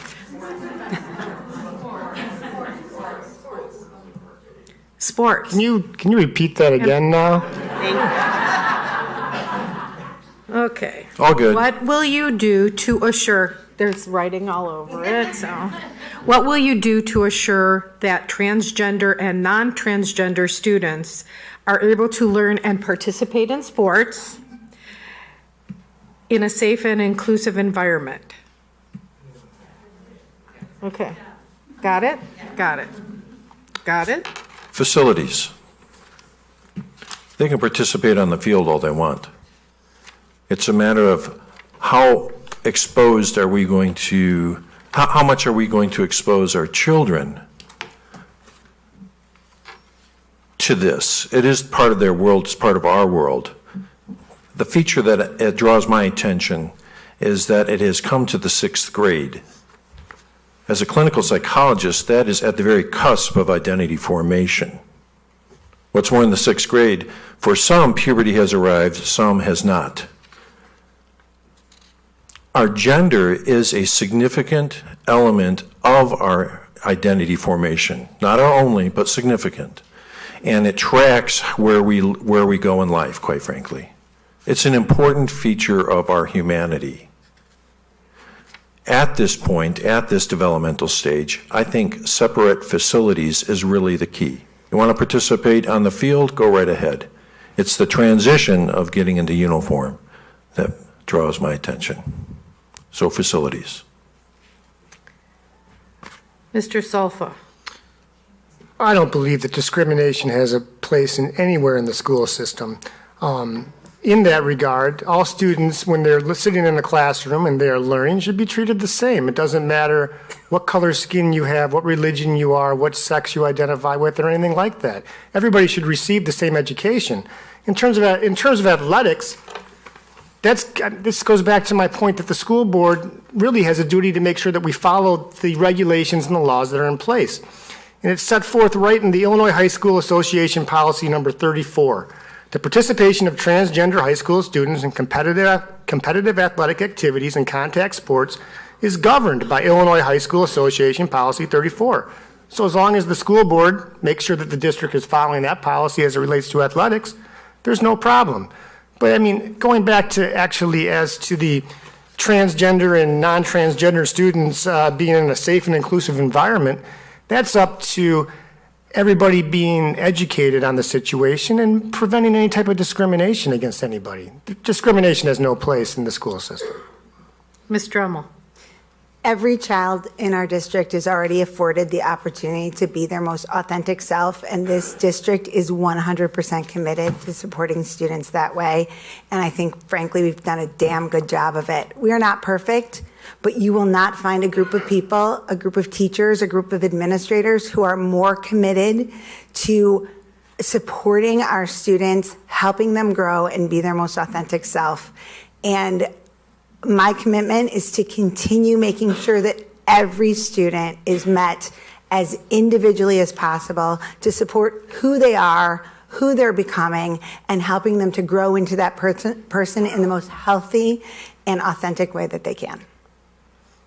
Mr. Lowe. Could you repeat the question, please? Sorry. Always when I put it at the bottom of the pile. Okay. What will you do to assure that transgender and non-transgender students are able to learn and participate in sports in a safe and inclusive environment? It is our job as a school board to prepare students for the world, and I would approach this as the same way I approach any problem that we have facing the board, and that is through communication and trusting the process. We have professionals who study this, who are involved in our kids' mental well-being and their education, and that's what they do. And I trust them to advise us, the board, on how we need to proceed with things. We pay lawyers to tell us what we are allowed to do and what we are not allowed to do. I have to trust the professionals in what they are telling us.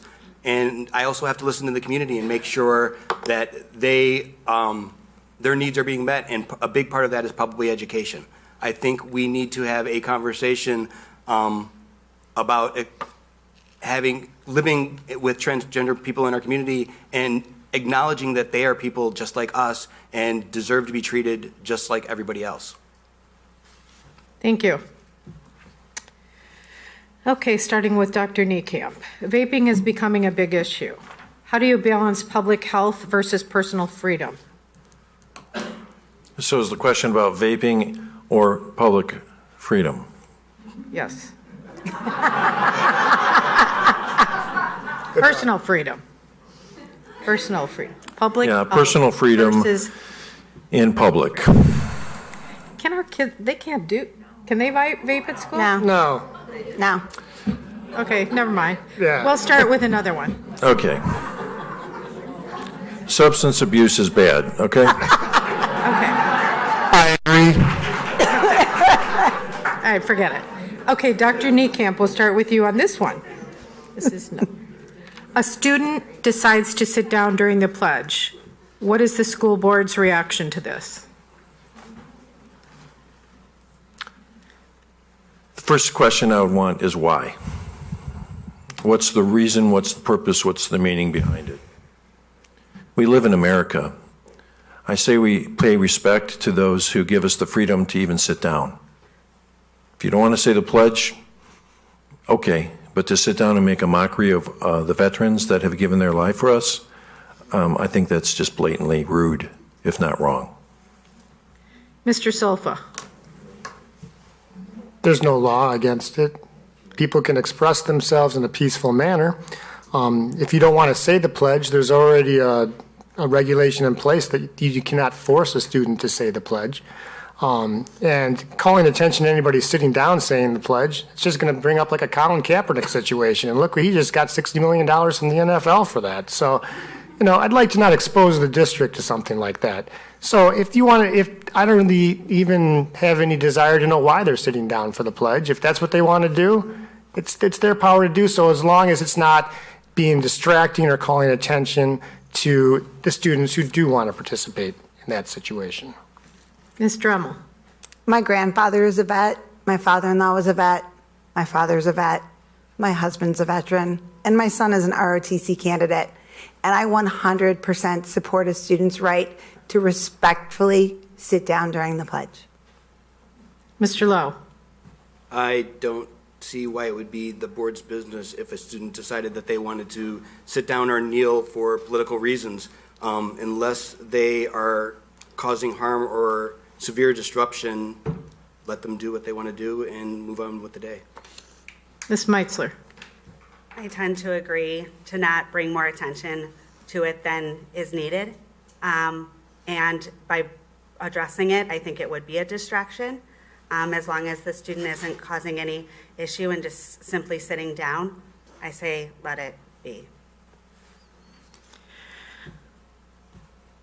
Starting with Mr. Solfa, how does the school board stand on holiday promotion during the school year? The various different religions, Christian, Muslim, Jewish, pagan, followers of John the Baptist, Hindu, Buddhist, Mormon. I don't think the board sets that policy. There's holidays in place. The board doesn't. The board can't say what holidays are going to be in place and what holidays are not going to be in place.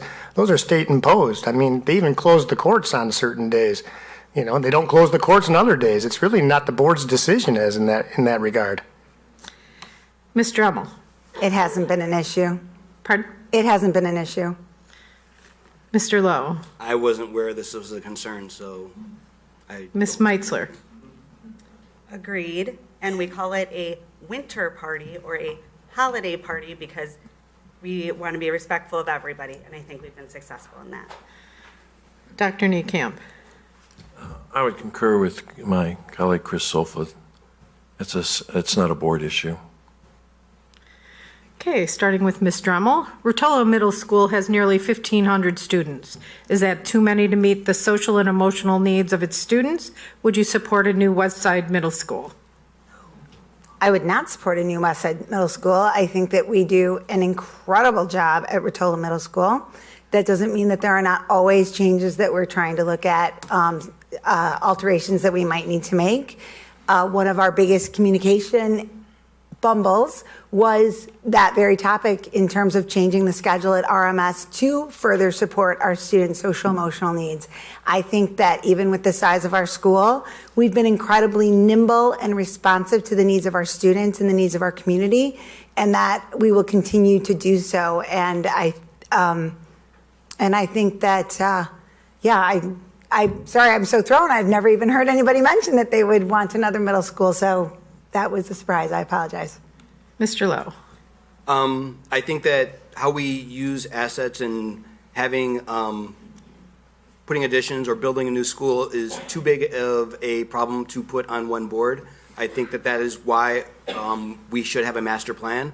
I think that is why we've had master plans in the past, and the fact that we finished our last master plan when we finished the BFAC, and that is why the current board has started the process with community involvement of putting together a master plan so that we can work with the community and administrators and teachers and students to come up with the best plan for the next 10, 15, 20 years so that we know what direction we want to go as a community for the classroom of the 21st century. Thank you. Ms. Meitzler. I think at first glance, and if you haven't been to the middle school yet with your students, that sounds like a really great idea. Why wouldn't both sides of the river have their own middle school? It would certainly be easier for transportation. But then when you have students at Rotolo and you start to see the community over there and how that community moves on to the high school and how all of the students in those classes start together in 6th grade and travel through middle school and high school, you start to really value the one middle school culture of our community. Thank you. Dr. Niekamp. I would concur with that statement. The social aspect of having one middle school is rich with opportunity and support as you move through that transitional period of life of adolescence in one cohort. I think there's rich value to that. I don't think it would be financially or fiscally responsible to start something new like that over on the west side. I just don't see that as a wise move. Thank you. Mr. Solfa. I actually already addressed this topic earlier when I said that I don't believe we need to have any new buildings. We need a new master plan put in place to be able to maintain the buildings that we have. I've also addressed that to a certain extent where I've told everybody that I believe that the largest class is actually currently the class of 2022, and then the class sizes are actually reducing. Building another middle school on the west side would simply be a waste. And if anybody has children, they know that the motto of the grade schools is 6 become 1. So they all go into the one middle school to prepare themselves as they're in their tween years to go into the more formative years of high school. I believe that is socially, emotionally, and educationally important. So I don't believe there's any need for a West Side school, and it would not be fiscally appropriate or responsible on the part of the community.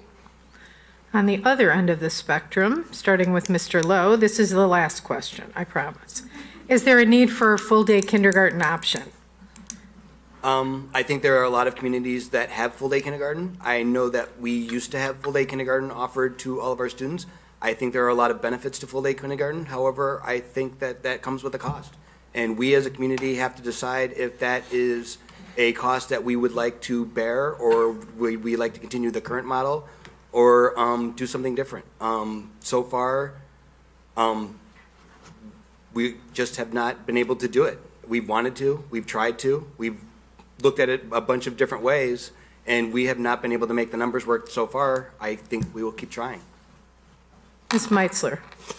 I am not opposed to full-day kindergarten whatsoever, but what I am very concerned about is if we do implement full-day kindergarten, which I know that has been a hot topic, that it's very well thought out in terms of how we're going to pay for it, how we're going to implement it, how we're going to staff it, and what community members are interested in the full day versus the half day. And there are definitely community members interested in the half day program.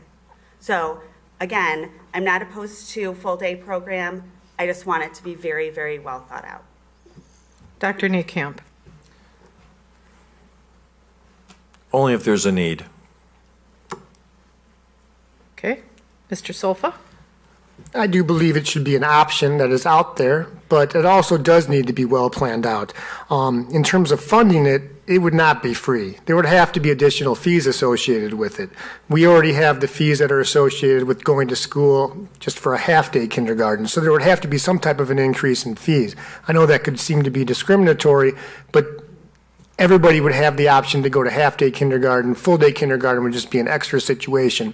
There'd also have to be planning involved, as other members have already expressed, because there would have to be a situation where it might possibly be where the full-day kindergarten is on one campus, and then there could be a bus situation for the half-day at a different campus. That could cause many headaches, many nightmares in that regard. So this is something that, if it is going to be implemented, you would have to see if it's viable at every single school. Again, we have to check with the community and the current members who'd actually have kindergartners, as opposed to people who would just be saying whether they want one or not, to see if it's something that is actually an issue that is necessary. Thank you. Ms. Dremel. We're very aware that a large portion of our community would love full-day kindergarten.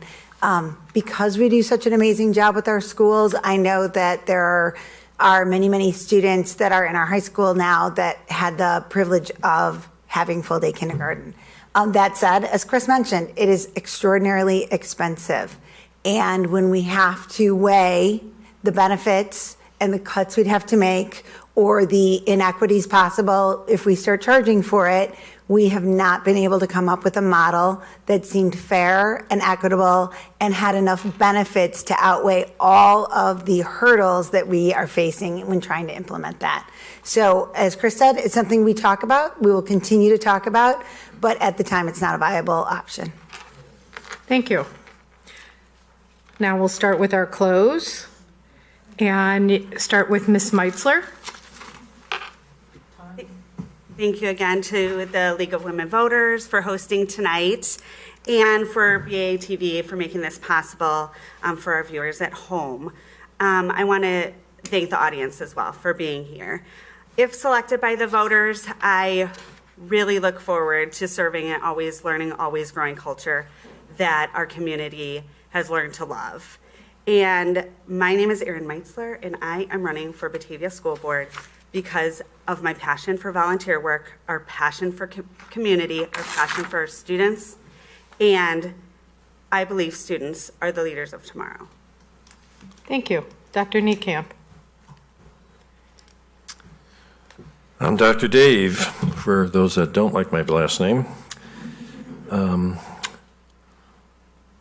want to create an optimal learning environment that promotes growth and development for our future leaders.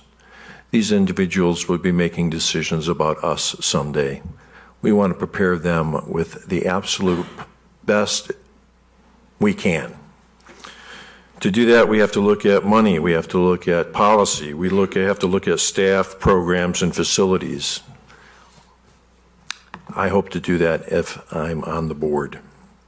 Financial integrity and transparency, and of course, creating the future by way of shaping future leadership. Thanks. Thank you. Mr. Solfa. As I stated in my opening statement, the common reason that's been expressed by many as to why they've chosen Batavia as a place to raise their families is the quality and reputation of District 101. That excellence that has been achieved and the reputation that has been gained by District 101 is something that needs to be sustained and upheld. As a board member, I would hope to work to be able to continue to achieve that. I believe that with my experience, as both a longtime member of the community, a person who's gone through the public schools, children in all levels of the schools, in my professional experience, I could contribute a new and unique perspective to the board. As a good board is a diverse one. You need to be able to see the forest for the trees, and you need to be able to address issues without being compromised. In that regard, as a board member, I believe I would act as an advocate for the students, all of the students in the district, and I would appreciate everyone's vote on April 2nd. My name is Christopher Sofa, and thank you. Thank you. Ms. Dremel. I think that public education is the most important thing that we do for our future. I think it's the most important thing that we offer our children. And I have, for 8 years, worked to provide the best public education that we can offer to our students. We have created opportunities for our students to learn and to grow and to become, as I said, who they are in the best way that they can be. While doing that, I believe that we've done that in a very fiscally responsible way. We have turned the tide and fought through some very challenging financial obstacles, and we continue to offer all of these great experiences for our students while maintaining a healthy and sustainable budget. And I vow to continue doing all of those things, balancing all of those competing objectives. I have 8 years of experience. I've worn many, many different hats. I'm really passionate about education. My name's Kathy Drummel, and I would appreciate your vote on April 2nd. Thank you. Mr. Lowe. When I moved to Batavia in 2002, this was our 4th house in 6 years in 3 different states. We had moved around a lot. We didn't really get attached to where we were. And then we moved to Batavia. We started meeting people. We started a family. And I fell in love with this town. And I've jumped in with both feet. I'm the same person that I was 4 years ago. I have 4 more years of experience now. I've been doing the job, and I know more of you now. I love this community. I have the desire, I have the time, and I have the experience, and I believe that we've done a good job, and I would like to continue serving you. My name is Chris Lowe, and I would like to be your school board representative for another 4 years. Thank you. And let's give him a round of applause.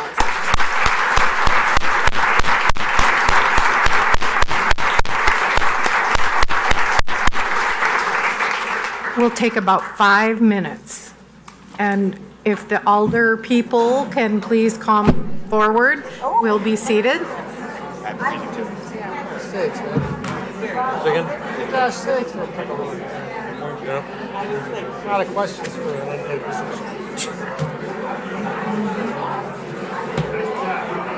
Thanks.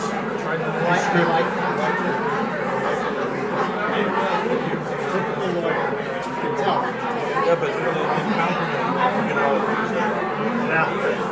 that's my point about the diverse board. That's my whole point of bringing that up. Chris? Thank you. I'm Mr. Sofa. Enjoying the forum with you? Yes. Yes, you're doing it. And if you ever want to sit down, okay. Sit down with your family. Okay. How would I find you? You can find me on Facebook. I can give you my phone. You can find me on Facebook. You can DM me at Chris Falco. Let's do that. Whatever you feel is best.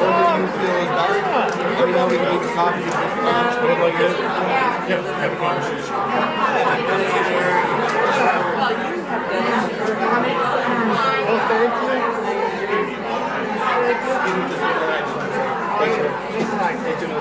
If you ever want to sit down, let me know. Oh, you're still living? Yeah, my parents are still in the same place too. I'm on Woodland Hills in Wilson. Are you really? Yeah, we've been there since 2005. There's 2 sofas. This is my Father. I know. That's right.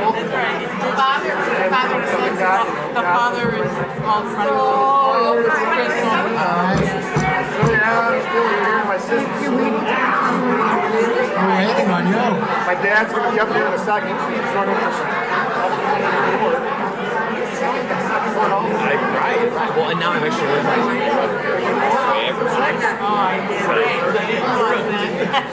He's running for one of his spots. Hi, Abby. How are you? The sofas are jumping in.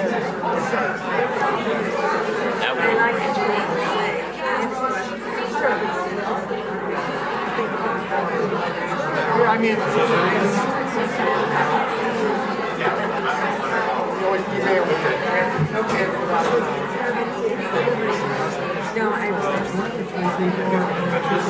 and then some of the time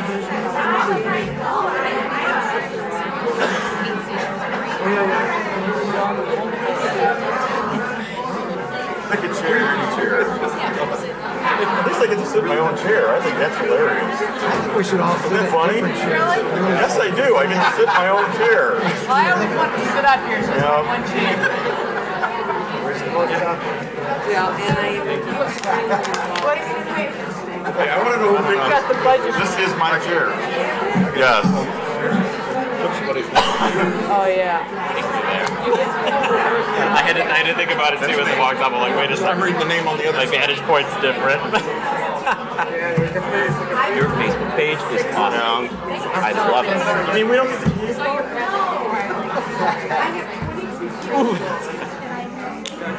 You can recycle this water because I brought my own. So you can keep that one.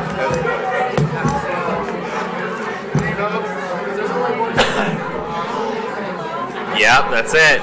Well done.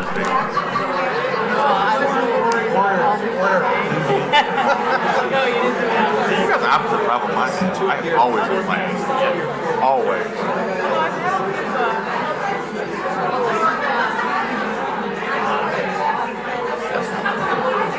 Now that says members realize 6. I got it since 5. Great. I do. This is my seat. Are you in your seat? Okay. Yeah, I'm in my seat. Home field, right? Yeah, I got home field advantage. I think Fourth Ward is, ooh, testing, yeah. Yes, these are all on, so be careful. Fourth Ward is dominating. This is a word of warning. Before we start talking, Don't say anything you don't want the public to hear. Not that I've ever been worried about that.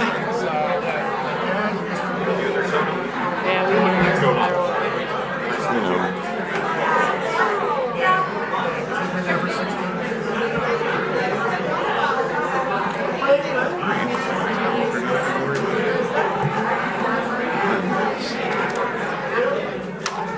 I got my mom's.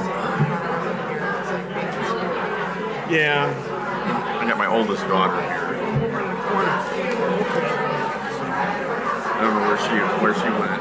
I think it's very interesting that so many people I mean, I know that the school board is very important to a lot of people. It's a really big deal. Right, you're here. And this is also important. There's a lot going on. Mr. Wolf. Howdy. How are you? I am good. I even got my own chair tonight. I got home field advantage. You did? I feel comfortable here. Home field advantage. This is where I sit. Is this where you sit? I want you to know, I defended your seat because they wanted to take it away because they said Sofa already went. I said, no. That's my son. That's my son. I drink so much coffee. If some lady in the bathroom was slow as I was worried about it too. If you ever needed me again, there is one in back. Is there? Well, there's the special one hidden back there. Yeah, this many people here.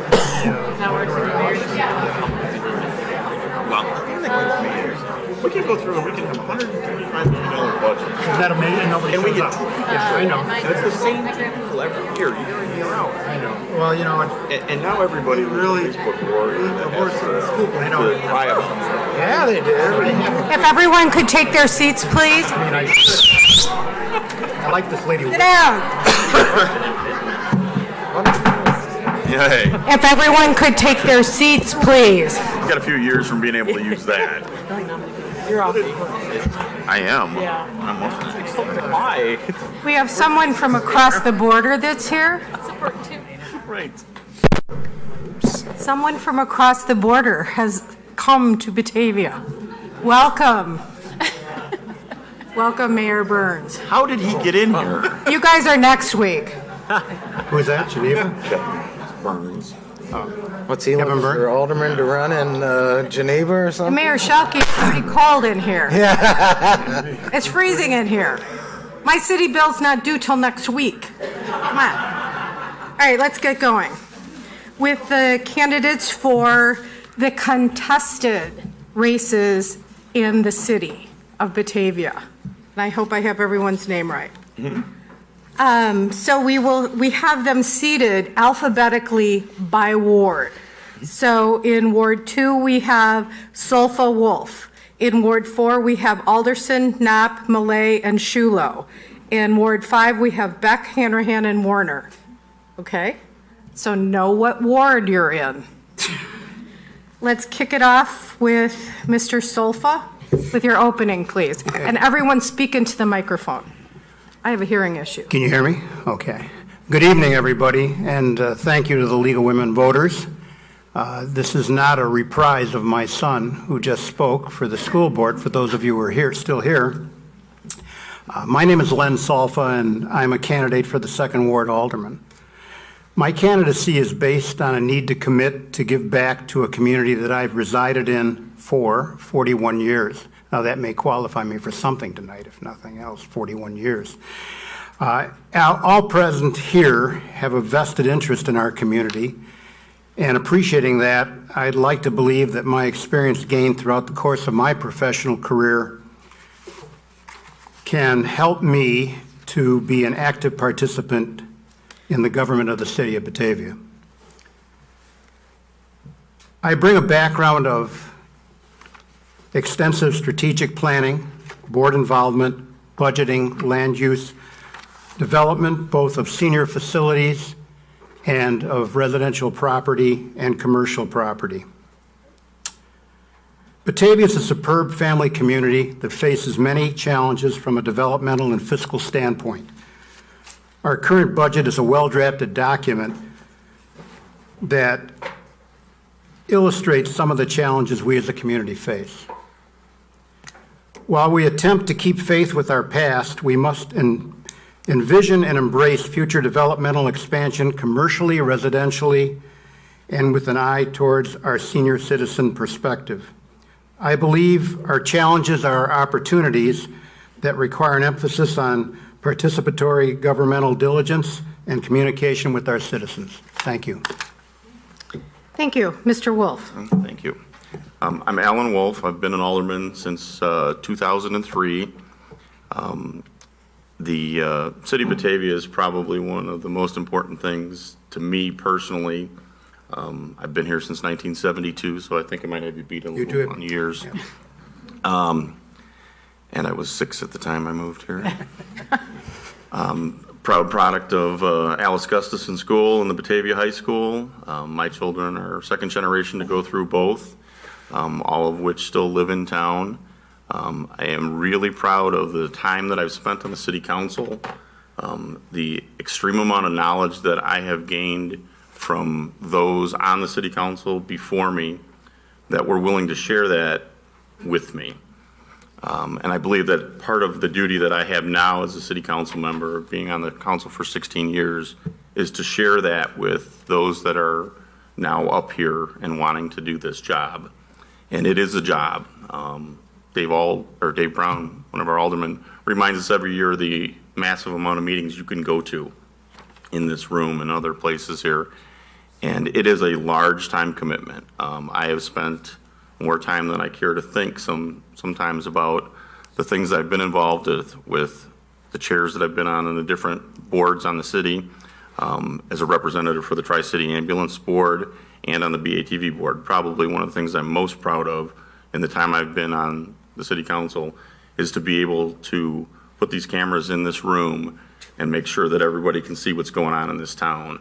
And to be honest and open, communication is probably the number one thing I think we have to work on into the future, that people know what we're spending the money on and know that the 14 of us that sit up here take this job very seriously, and we really research things before we vote on them. It's nothing that happens in backdoor meetings, but we do want to make things good for this city. Thank you. Ms. Alderson. Thank you, everyone. First, I'm going to start off with residents be heard. Your alderman is your voice in city government, and I'm Susan Alderson, and I want to be your 4th Ward alderman so you can be heard, be informed, and have a voice. I love Batavia just like everyone here does. I have past experience as a Batavia downtown business owner, 3 years as a robotics coach, and I'm even the proud mother of a Batavia Eagle Scout. I even encouraged my mother, who's sitting in the audience here, to move to Batavia, and she now lives here.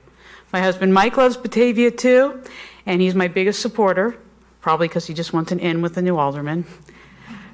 I have a master's degree in educational technology and instructional design, and I work in higher education as assistant national dean.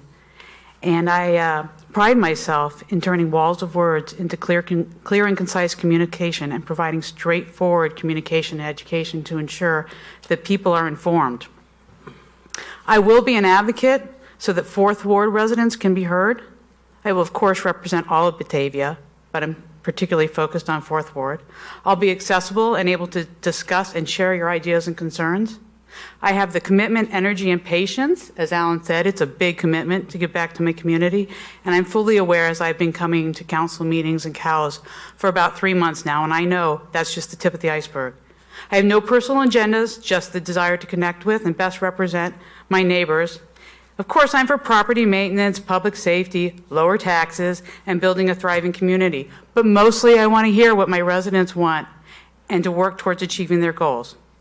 To learn more about me, I'm having 3 Meet the Candidate sessions. There's some literature outside on the wall, outside the table where it's allowed. And I hope you'll come and learn more about me and let me hear what your concerns are. Why am I the best candidate? Because I'm responsive and you'll hear from me. I will listen. I'm high tech. I can have social media, and I'm genuine. I'm genuine and you're a good neighbor. I'm out of time. Thanks. Thank you. Mr. Knapp. Hi, good evening, everybody. My name is Joe Knopp, and I also live in the 4th Ward. The reason there's 4 of us up here is there are 2 open seats for the 4th Ward this year. Susan and I are both running for the newly unfilled term from Susan Stark, who is not running for re-election. I grew up in Ohio, and I moved to Batavia with my wife in 1996. I've had 3 kids that lived here with us in Batavia. 2 sons graduated from Batavia High School. I've a father, husband, and a grandfather, and it's a lot of fun watching my 3-year-old grandson as he starts to explore Batavia. We make our trip to Dunkin' Donuts, and he points out, there's the football field, there's the water tower, there's the spinny thing. He's going to learn what a windmill is. I started my community involvement when my youngest son was in kindergarten, and that's when I got involved with Cub Scouts at Louise White School. I started as just an active dad with PAC 112, and I quickly became Cub Master of PAC 112. I found a passion in scouting and rose to the rank of Cub Master with the PAC, moved on to the district level and became a district commissioner as well as a district roundtable commissioner, and spent many summers at the Cub Scout day camp at Good Templar Park in Geneva, where I was the BB range officer for 10 years. We even had some fun with the, don't remember what we named the derby cars that we raced out at the park with the mayor's contest several years ago, Mr. Burns. Mayor Burns, we had a good time with you out there. I'll leave it at that. I spent the last 15 years as a certified Illinois high school football official. I have a passion for sports and a passion for being outdoors, which is the scouting and football both brought in. Just this last year, I made the decision. My youngest son is a sophomore in college, so it's a good time to give up being a Cub Scout. So here I am with more time to spend. Thank you. Thank you. Mr. Millay. Thank you, and thank you for this opportunity with the League of Women Voters. My name is Tony Millay, and I'm running for the Fourth Ward Alderman. Sorry about that. I'm currently the Fourth Ward Alderman. I was appointed a year and a half ago, and I'm now running for the 2-year term within the Fourth Ward. I grew up not far from here, basically on the other side of Fermilab in Winfield. The 14th of 15 children, so I'm quite familiar with what it means to be part of a larger community. Went to West Chicago High School and then Illinois State, where I got a degree in political science. After that, I joined the Peace Corps, and I went to Ghana, West Africa, where I helped the community improve their water and sanitation conditions. While I was there, I met my wife. She's was a volunteer from Norway, and so I literally went to the equator to meet a girl from the Arctic Circle. When I came back from the Peace Corps, I decided I wanted to teach. So I went to Roosevelt University, got a master's in education, and thought I was going to teach government at the high school level. And I backed into a job teaching woodshop at the then Batavia Middle School. From that, I ended up teaching at both the middle school and the high school, where I did building trades. And then I went full-time at the high school and was doing building houses with kids here in Batavia. There's 18 houses, by the way, in Batavia that were built by kids. There's no education program that has a property tax dividend like that. But I'm very proud of that work that I did. I was also president of the Batavia Education Association, advocating for the teachers of Batavia for 9 years while I was teaching there. I currently work for the Illinois Education Association. I advocate for and negotiate labor contracts for the teachers and support staff, the education support professionals, secretaries, paraprofessionals, custodians in St. Charles, Canelan, and Burlington. I hope to get your vote. Those of you that live in the 4th Ward, I've had a great time thus far. Thank you. Thank you. Mr. Shulo. Thank you, everyone, for coming out tonight. Our crowd got a little smaller, I swear. City Council is cool, too. But thank you all for staying and participating, and thank you for the League of Women Voters for hosting us tonight. My name is Anthony Shulo, and I'm looking to fill the ward for a 2-year unexpired seat. I am running for Ward 4, and I've lived here for about 3 years, so I'm what you would call a Batavia newbie. I live here with my wife, Shelby, and my 2-month-old daughter, Savannah Ray. That's Ray spelled R-E-Y for all my Star Wars geeks out there. But I do have a bachelor's degree in history and gender studies from North Central College, and I also have my master's in human resource management from Southern New Hampshire University. And I'm currently an HR generalist, and I've enjoyed every second of my HR career. But more than anything, I've set out to become a city council member because I believe in that municipal government. I believe in a municipal government that values the input and the needs of each resident. In human resources, I can tell you that I have 4 primary responsibilities. 1, to listen. 2, to gather information and data. 3, to make informed recommendations. And 4, to help an organization reach its goals. And that goes the same for any community, and especially here in Batavia. As a city council member, each of those responsibilities matter just as much. And anyone who knows me will tell you that I value diversity, thoughtful discourse, transparency, and responsible decision making. I'm here because I believe that municipal government requires leaders that are committed to that diversity, objectivity, data-driven decision making, and all things considered approaches, especially with Batavia being in such a growth period where we are in a transformational stage. I appreciate your support in advance, and I look forward to our discussions this evening. Thank you. Ms. Beck. Good evening, everyone. Thank you so much to the League for hosting tonight's event, and thank you all for coming and sharing your questions, and to BATV. My kids are so excited to see Mom on TV, so I appreciate that. My name is Abby Beck. I'm running for the 5th Ward Alderman seat. I was born and raised here in Batavia and have spent most of my life right here in the 5th Ward. My first house growing up was on McKee Street, like 2 doors away from the 5th Ward boundary. And then I also spent 6 years in Las Vegas after college, which is also just right outside of the 5th Ward. I have a bachelor's degree in business administration from the University of Illinois and a master's in environmental science from the University of Nevada in Las Vegas. My husband Jeff and I live on North Lincoln Street with our 3 boys. Early on, when asked why I was running for council, my little spiel was that I am a 5th generation Batavian and I want to keep Batavia cool enough that my kids want to come back and settle here too. Even though it's many years away, I'm already dreading that time when they up and leave home. But I would hope that Batavia stays a place that they would want to come back and put down their roots. And that makes my motivation maybe sound a little selfish, but it really is my sincere wish, and I wish it for all of your children as well. I want Batavia to stay a place that's viable and attractive for the young and the old alike, and keep it a place where people want to spend their whole lives and continue to invest in. Over the years, the generations really, my family has been investing in this place and in its people, and I personally have felt the return of that investment. So in terms of paying it forward, I've been trying to volunteer my time the past 7 years since returning back home. I'm an appointed member of the Batavia Environmental Commission. I'm the co-founder of the Well Batavia Initiative and currently planning our 3rd annual Well Batavia Festival. I am a volunteer with the HC Storm Green team, a core team member of the Fox Valley Sustainability Network, a market manager at our wonderful downtown farmers market, so come visit me on Saturday mornings next summer. And I recently joined the Water Street Studios Advisory Council, and I'm working on a placemaking project with them to spruce up Water Street and move towards an arts district. So thank you so much. Thank you. Mr. Hanrahan. Well, first I want to thank the League of Women Voters for this forum. It's a wonderful opportunity for all the people to get to meet the candidates. I'd like to thank Batavia TV. A lot of us watch the council meetings on Batavia TV. My name is Mike Hanrahan. I've been a 28-year resident of Batavia in the 5th Ward in the same house at Mallory and First. I'm a graduate of WIU in 1981 with a Bachelor's of Business. I currently own a small business in Batavia. I get around. Most of my business is in Batavia.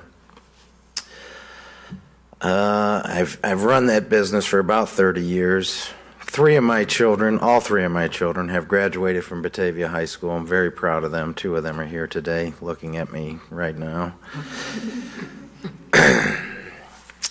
My business is based out of my home, and the well-being and the future of Batavia is something I'm very, very invested in. My philosophy on voting in the future, if I'm elected, is to use common sense, listen for the good of the city of Batavia, and the will of the 5th Ward. I will, as best as I can, support our police, our fire, our maintenance department, our electric department, and our management. I think they're all well run and have done a tremendous job. Last but not least, when real estate taxes go up, they hit me hard. I will take it very seriously when there's a tax increase put in front of this board. Thank you. Thank you. Mr. Warner. First, thank you to the League of Women Voters for hosting this. My name is Michael Warner. My wife and I have lived in Batavia now for 3 years, having moved here from Hinsdale, living there for over 40 years. My wife, Susie, and I decided to move to the Fox River area to be closer to our family, and we had the unique opportunity to choose this community in which to live and retire. Susie and I weren't born here.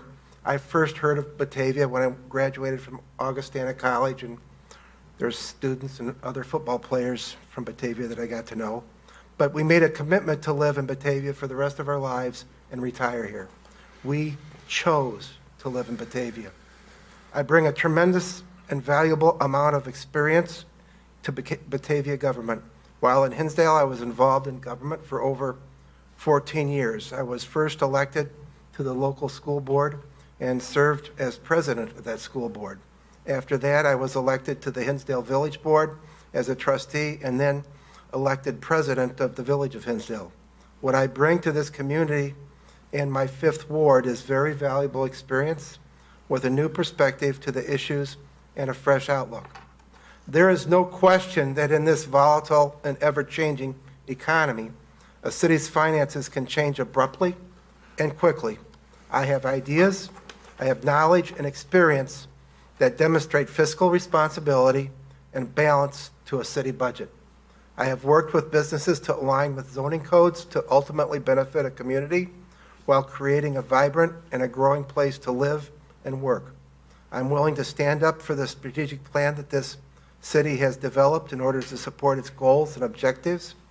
Government is my passion, and I'm ready to grow and serve my constituents in the 5th Ward and the city of Batavia. Thank you. Thank you.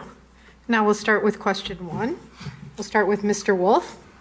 Do you think the city is doing enough to attract businesses? If not, what would you do differently? Currently, the city, both in-house with our community development department, economic development, and our communications department, is constantly reaching out to try to bring in business, and I think we also do a very good job with both our Main Street organization and the Chamber of Commerce to partner together to try to highlight the things that Batavia can offer to businesses and the type of businesses that we attract on a regular basis. I do think we need to do more. I think there's opportunities, especially online, as companies are searching for an area to locate a business in, and we do not have a lot of room left in our commercial and industrial areas out on the east side, but they are very highly sought after right now, and we do have a lot of interest in those properties. Thank you. Ms. Alderson. As Mr. Wolf said, as I've been coming to the meetings, I understand that we are trying to bring in new business, and we offer a lot of, or we attempt to offer incentives to bring in businesses. Not being fully ingrained in all the workings of Batavia and how everything works, I'm not fully informed on how we do that. But I do know that we have the ability to incentivize and bring in businesses, which is something that we want to do. We do also want to be careful that we don't give away the golden goose and do something that's not good for our community. But I'm all for bringing in business, as it will help bring in a good tax base. Mr. Knapp. I think the city's done a good job in the past over making itself attractive, and not just from the city government standpoint. There were two other groups that you heard from tonight. One was the library, and one was the school boards. So when somebody looks at an attractive place to locate a business, you also need people to work at that business if it's a commercial, or people that are going to be shopping there, and Batavia's got that. I know with hearing some of the offers and deals that have been made in recent days, area out on Douglas that's going to be coming in, where they've worked with the Geneva School Board as well as the city to offer some tax incentives, made it attractive to keep a current business here and expanding their operations within Batavia. I think they've done a good job, and as Alan said, we're running out of space. We need to make sure that we get the best fit of businesses coming into where we have available locations. Thank you. Mr. Millay. Having been on the council now for a year and a half, there's quite a learning curve to get up to speed. I feel I'm ahead of the curve by this point. I've been nothing but impressed by seeing the efforts that have been going into the development of this community. To answer the question, is the city doing enough? I would say yes, and I think it needs to continue. I think there's a lot of promise right on the horizon here with what's happening at Fermilab. There's a huge project just getting underway. It's going to bring a lot more people. We got a number of residential expansions coming up. There's 3 new restaurants about to open in the downtown area within the year. Actually, less than that, I believe. So I think what I would do is stay the course. You know, we have an excellent staff here that's been doing a great job of inviting more business in, and I see a lot of promise in the future here. Thank you. Mr. Shulo. You could definitely tell based on what Batavia has done over the last few years that it is something that has been a focus, and there has been some good results. As been mentioned, there have been many businesses that have come in, or there will continue to come in over the next year.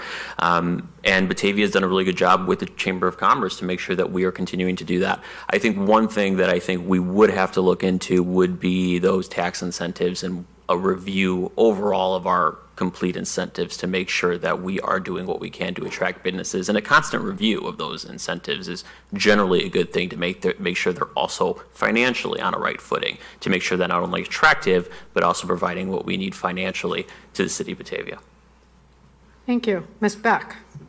I think we are doing a great job. Of course, we can always improve and do more. I think that the Batavia Main Street and the Chamber, in terms of attracting people to our downtown, which survey after survey, investment in our downtown is number 1 or number 2 across a lot of consumer preferences.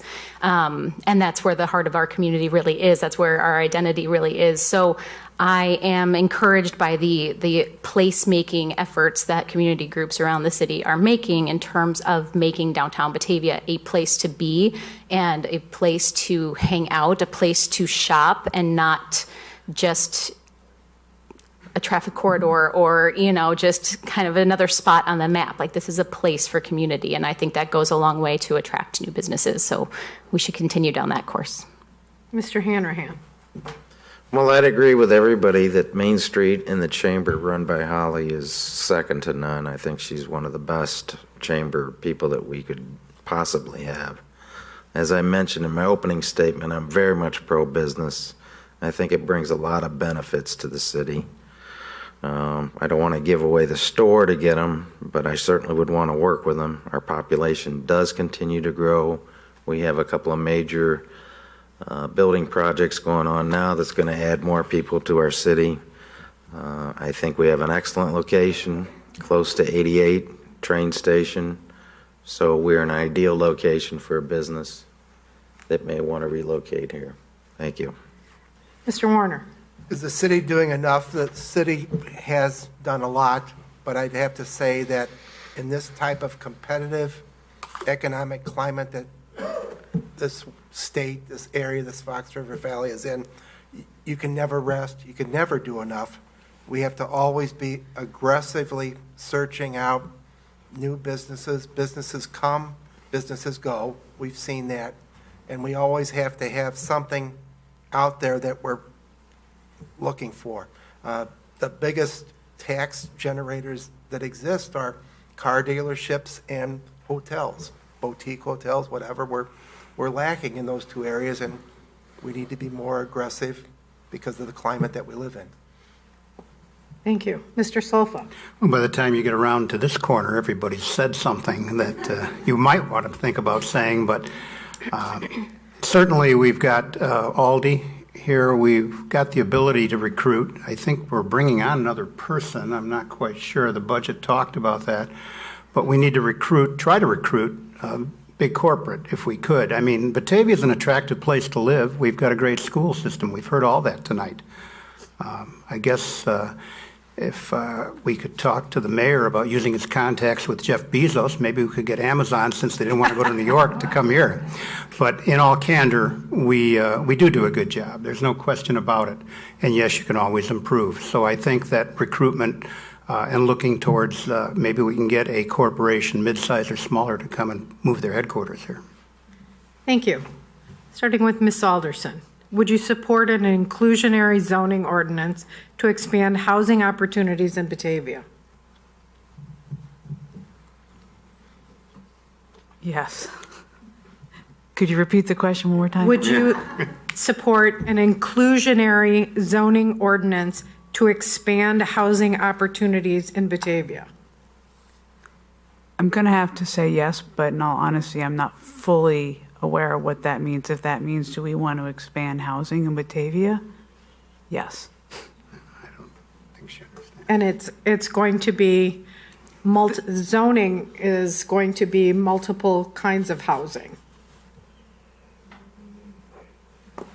So we're talking about multiple, low-income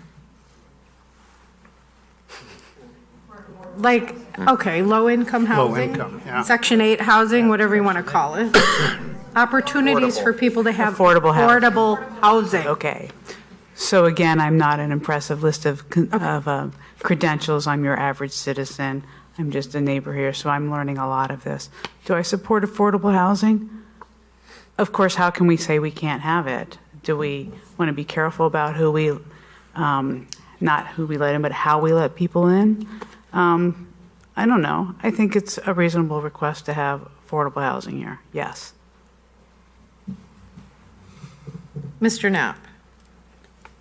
I think one of the challenges Batavia has is maintaining a stock of affordable housing, whether it's government-supported subsidy housing or any other kind of affordable housing. If you look in the 4th Ward, it's the older ward of Batavia. A lot of the houses in the area were built prior to World War II. One of the ways you can keep houses affordable is to make the upgrades and the upkeep on those properties so that they're attractive properties for people to want to come into. As far as changing zoning, I don't know what zoning needs to be changed. The other thing we have in the 4th Ward are the Batavia Apartments out on the east side of Wilson, which is run by a group of nuns that one of their missions is to make sure they keep affordable housing. The crime-free housing project that Home Rule allowed us to implement also helped reduce crime rate so that that affordable housing area is also an attractive housing area. Thank you. Or we could have Mr. Millay go back into the business of building houses with kids from the high school. I think that's a great idea. Actually, we did explore that in the building trades, building workforce housing where the old water tower was. I went through many of them. Yeah, this is something I feel very strongly about. Batavia is a town that I see as an inclusive town. This is a welcoming town. I think this question probably arose because, just as I got onto the board was the debate about the Campana project, which, they assured me it's not always like this because those were some contentious board meetings. But I fully supported I've done some work with the Fox Valley River Initiative, and they were very supportive of this and have since moved on to some other communities and are doing some work for some affordable housing. Affordable housing isn't just about people that are going to bring crime into the place. It's about people that have physical disabilities. It's about people that are different. It's about people that maybe have different color skin, about people that speak a different language. Being inclusive is not just the fear about crime, I think, is just a fear tactic. And I thought that project went down, was defeated because of fear and misinformation that was put out there. Thank you. Mr. Shulo. Absolutely, and I mimic Mr. Millay's statements there in that there were a lot of, I think, assumptions when it came to the Campana project, a lot of assumptions, a lot of information that may not have been accurate and based on other things than the information that we had before us to make that decision. Batavia, to welcome affordable low-income housing, is who we are. To be diverse, to welcome those different people of different backgrounds, abilities, what have you. And I think if we are going to continue to develop as a city, we need to become open to that and explore every avenue that we can to make sure that we have a diverse housing program. Thank you. Ms. Beck. Housing has been something, historically speaking, around the world, not just in Batavia, that has been used to exacerbate racial and income inequalities and inequities. And so it's a complex issue that needs to be addressed from many different zoning and policy angles to really untangle and try to create level playing field so that everybody has access to a home and a community that we all have access to. So, yes. Thank you. Mr. Hanrahan. I agree with everything that everybody said. I look at the word inclusionary and it seems kind of vague. It doesn't seem very specific. I believe that we're a giving community. I believe that we need to diversify. If there's an opportunity to have housing that people can afford, no matter what their background is or what they need, we should certainly be on board for that. Thank you.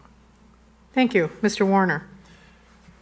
One of the things that my wife and I, when we did our research where we wanted to live, we loved about Batavia was the expanse of the different types of housing where someone could move here out of college and live their lives here and eventually retire here and eventually go to a retirement home here.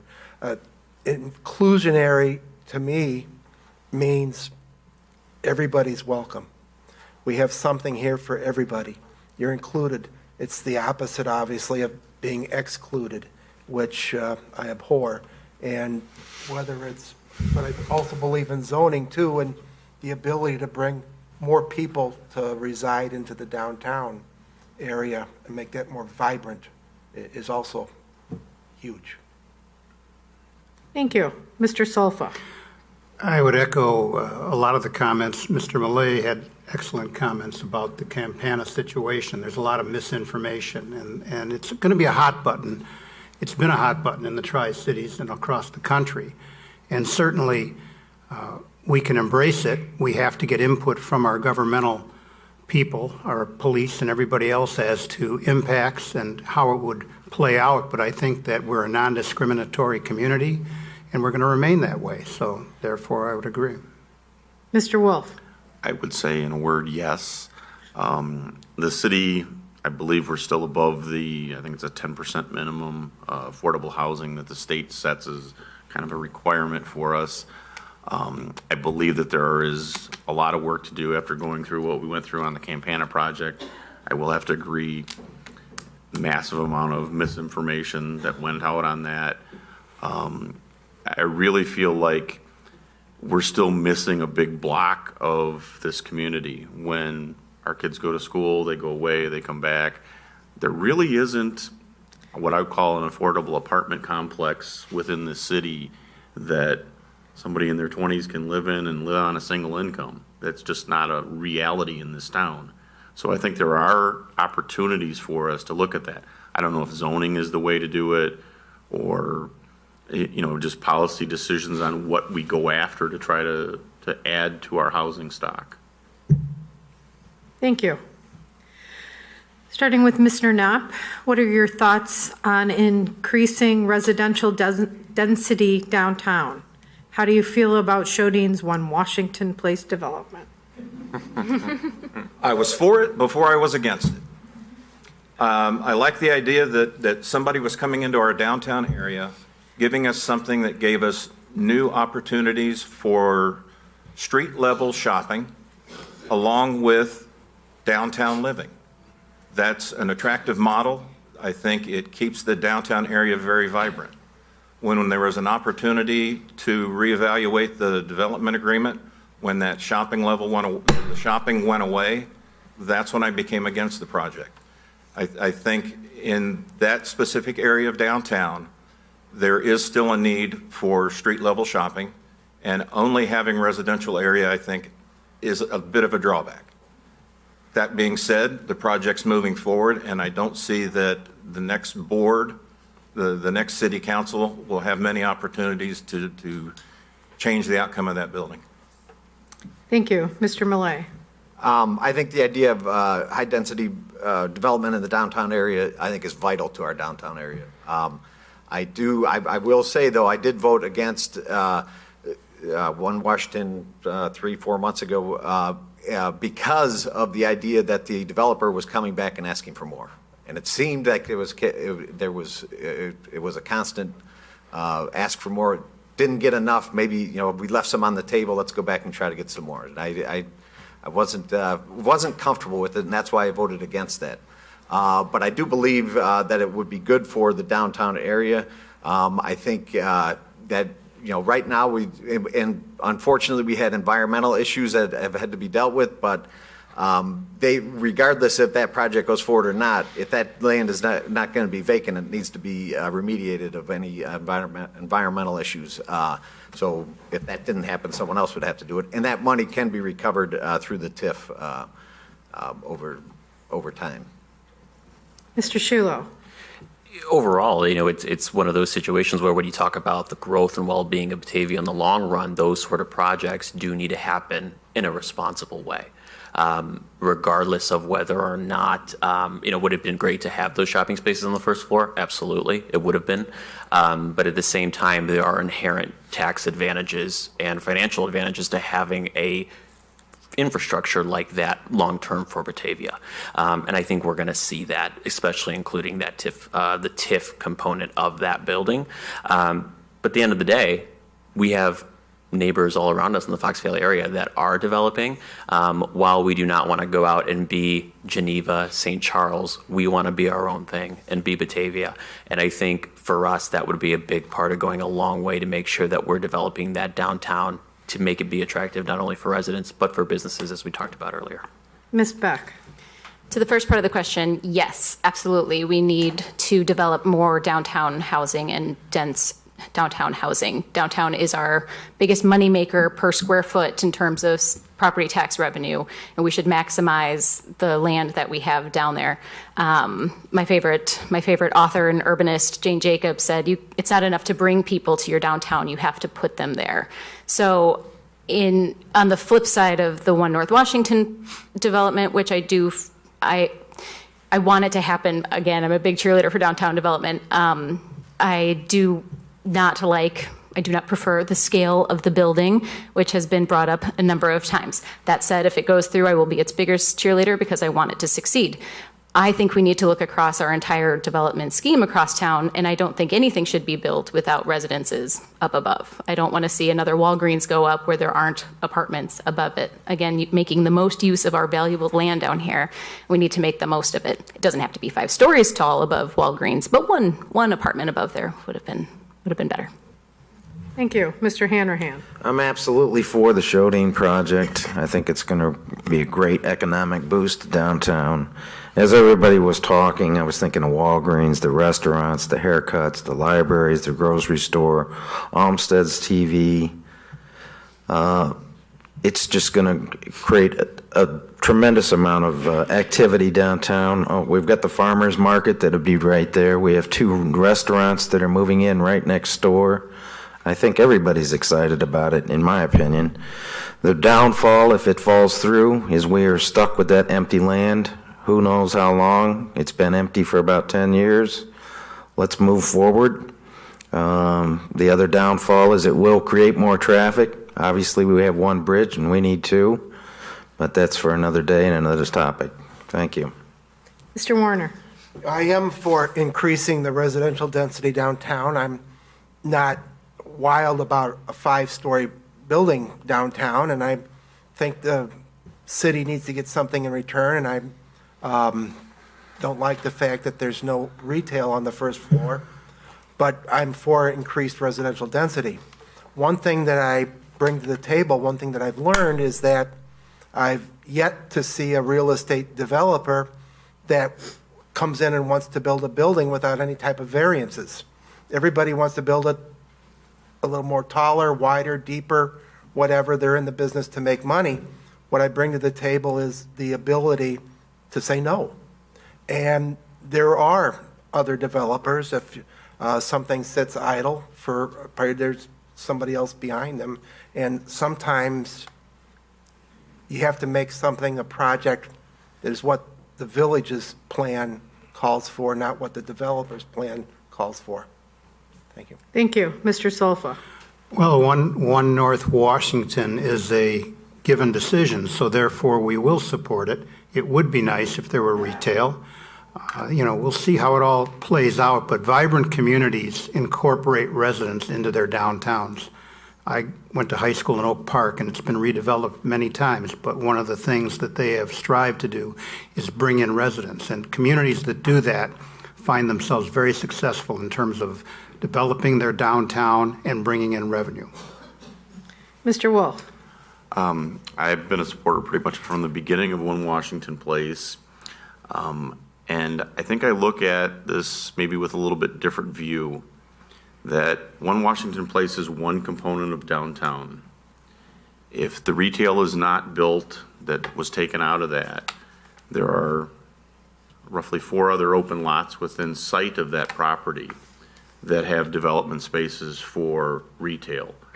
So once there's 190 units there, across the street becomes very viable for retail. So I look at the redevelopment possibilities not just on the microscope on One Washington Place, but on the entire downtown. And I think that that has to be the way you view the revitalization of downtown. You can't just pick and choose the one spot and say, if we don't get everything we want in this one place, it's never going to work. So I think it's very important that you look with a bigger picture for what the downtown really will become. Thank you. Ms. Alderson. Well, I am for increasing downtown density. I don't like the decrease in the retail space in the Shodine project, but as Alderman Wolf just pointed out, there are always alternatives. In terms of the Shodine project in of itself, I was kind of on the fence. There's pros and cons to it, but it is moving forward, and as we've all said, we do need to support it. We want it to succeed. Unfortunately, or fortunately, however you want to look at it, that there are some pollution issues with the land, and it does need to be remediated. And I do think housing will be important because we have a new accelerator coming in at Fermi, and we're going to have a growing population, and those people are going to need houses, places to live, and we should build it and have it and let them come. Thank you. Mr. Millet, would you support a second bridge? If so, how would you fund it? Yes, absolutely. Trying to get through town between noon or around noon or after school's out till 6 o'clock, I don't even try anymore. If we talk about wanting to revitalize downtown, we need to be able to have people access it. How to fund it? Taxes are not cheap in Batavia, but we choose to live here because we have incredible schools, incredible library, incredible park district. I've lived where there is no taxes, and there is none of that. There are no services. We would have to sell bonds for long-term, but also explore grants, federal and state money to do it. But I think that would be a definite benefit to part of our plan of revitalizing the downtown area. So I'm in support of that. Thank you. And I would add that the One Washington place does still have retail. There's still 6,000 feet of retail in there. It didn't all go away. Okay. Mr. Shulo. I would say the bridge, for all of us that travel through that area, it could be 6 a.m., it could be 6 p.m., sometimes it's 1 in the afternoon where that congestion is there. And I would say the more that we develop our downtown area, the more that is likely to occur. As far as, so I am for a second bridge, but I would say when you think about the funding of that, it would be vital for us to explore every funding option that we have available to us. I think we'd all agree up here that no one wants to pay more in taxes, but the fact of the matter is we live in a community that has amazing services, and they do cost money. And that's just the fact of the matter. Having said that, though, we should relieve the tax burden as much as possible and pursue things like grants, funding through the state, bonds to make sure that we're doing that effectively. But it's not an easy solution as far as coming up with the funding, and you cannot go to one source of funding for something like that. Ms. Beck. So when this topic came up 20 years ago when we had the referendum, my dad got into the habit of timing himself going across town every day at different times of the day, whether or not it was peak rush hour or no traffic at all. So now I've gotten into the habit of doing that too, and I welcome everybody else to do it too. Record it down, facebook.com, Abby Beck, 5th Ward, and send me your results. So over the past 7 years of living back here, I've been taking note of it, and I do know that at peak times it adds about 5 minutes to my commute across town, and I'm usually measuring like Prairie Street to 31 getting through the downtown.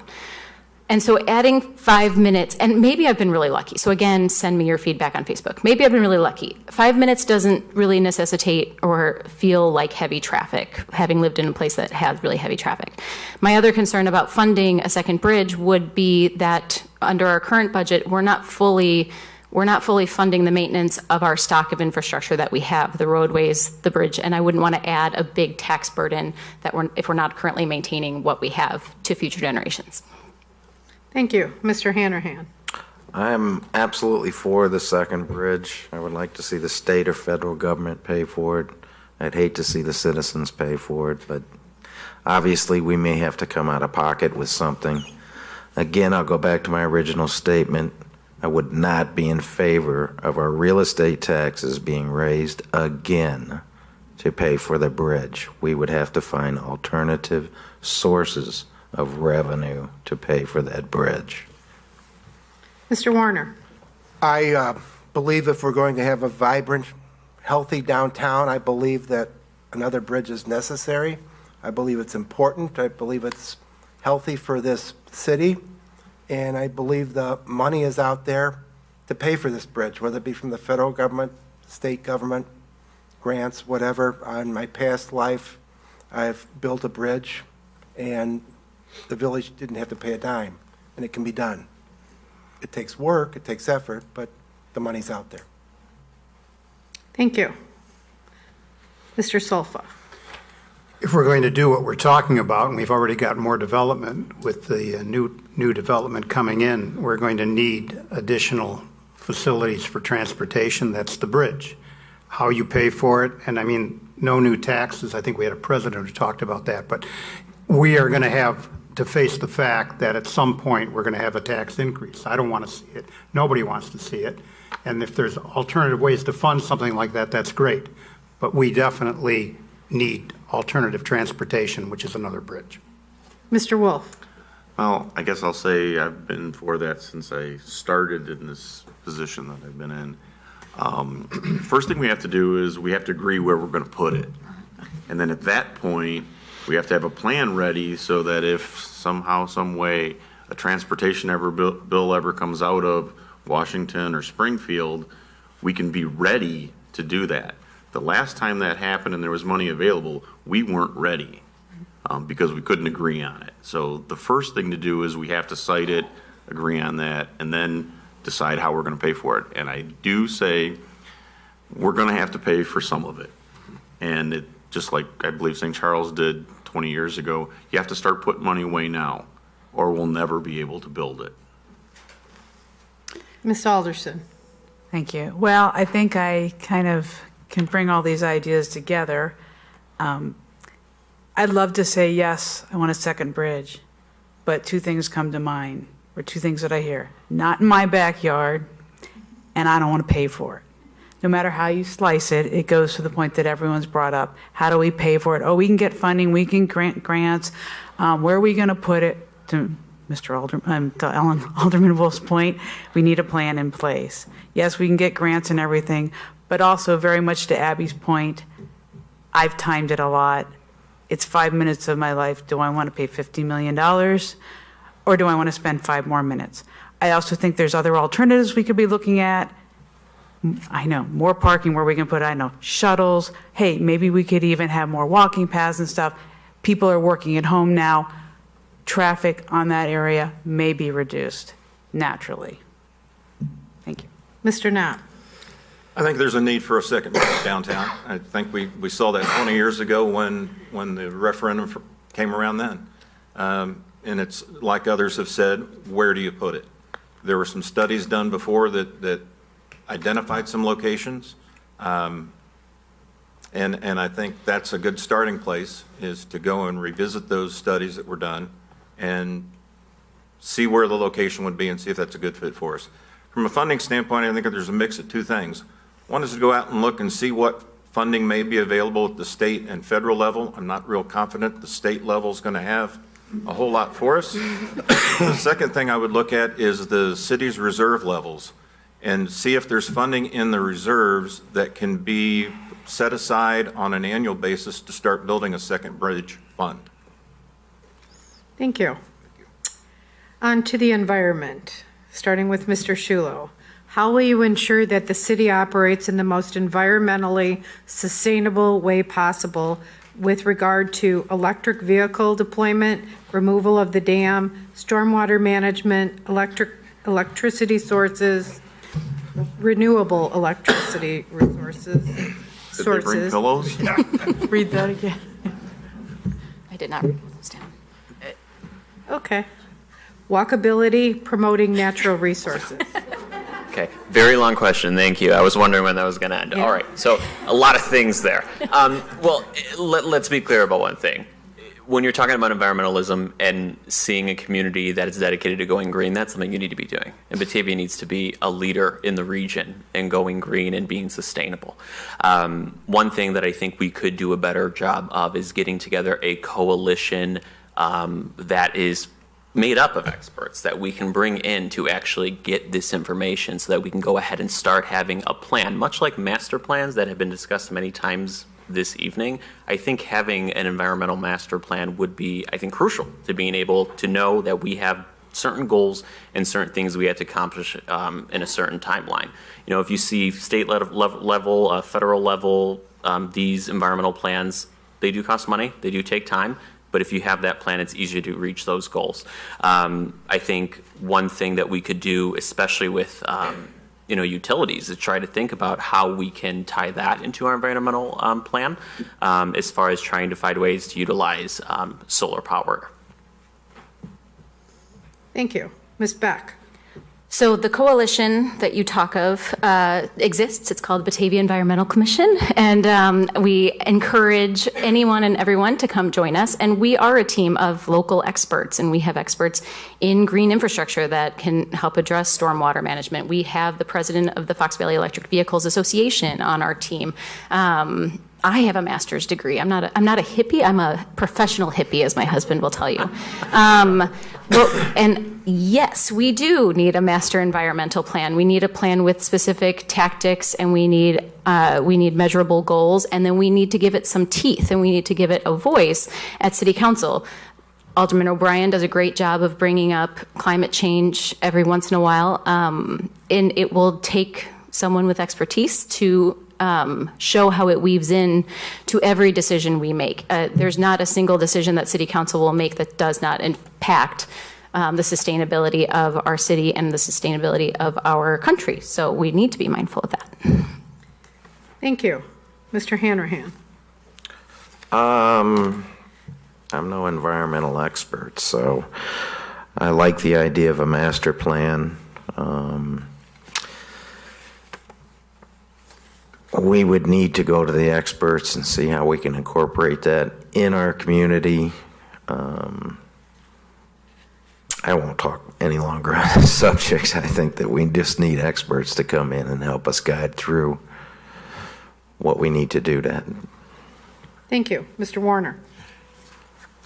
This is the city where the windmill was invented. This is the city that we can make a name for ourselves with sustainable energy. The Fermilab is here. We can be the centerpiece for whatever the next idea is. And I found that when you look at a city, heaven only knows the brain power that resides in this city, that when it's funneled in the right direction, we can be the birthplace of something great. This is the city of energy, and this is the kind of thing that we can build off of and go to the next level, whatever that next level is. Thank you. Mr. Solfa. Well, I think that environmental concerns and sustainability has to be incorporated into all new development. I think that's got to be a given. And it can be part of our master strategic plan, which has been revised. And I believe that we do have some very competent people. Obviously, Ms. Beck, you have the background, so you're elected. No, I think that it's very critical to have a good concept of environmental concern and green. Thank you. Mr. Wolf. I think the city has started to attack this. The Environmental Commission was formed, and people are really passionate about that. And yes, master plans, strategic plans are all great, but they have to have implementation plans. They have to have action plans that go along with that. Any plan that's out there doesn't mean a thing if something doesn't result from it.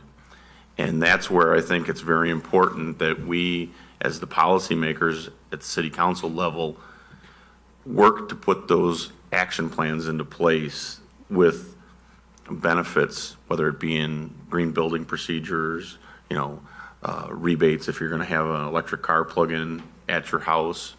I think there are a lot of benefits that need to be part of an action plan and not just, a grand plan for pie in the sky idea, but something that actually can be done. Thank you. Ms. Alderson. Well, as Ms. Beck said, we already have a Batavia Environmental Commission already in place. And when I heard about it, when I was over at the Homestead for a presentation, I ran over and said, I want in on this. And then I realized it was Abby. And that's how I met Abby. To the point, so I think we have the, it's already in motion. So to several other people's points, we do need a master plan with action plans and funding, how we're going to pay for it. And I would look to the Batavia Environmental Commission to lead us on this. And as Mike said, we are the city of energy, so maybe we should start practicing what we preach. Thank you. Mr. Knapp. I like the idea that the Batavia Environmental Commission is already made up of experts local to our area that have our local interests at heart. One of the things I notice in being at city council meetings, when they read through a new resolution or ordinance, there are staff recommendations, and some of the things they look at are what are the impact on the city in different areas already. Is there going to be an impact in staffing levels? Is there an impact on street and maintenance levels. One of the questions I've not heard is what's the impact at an environmental level?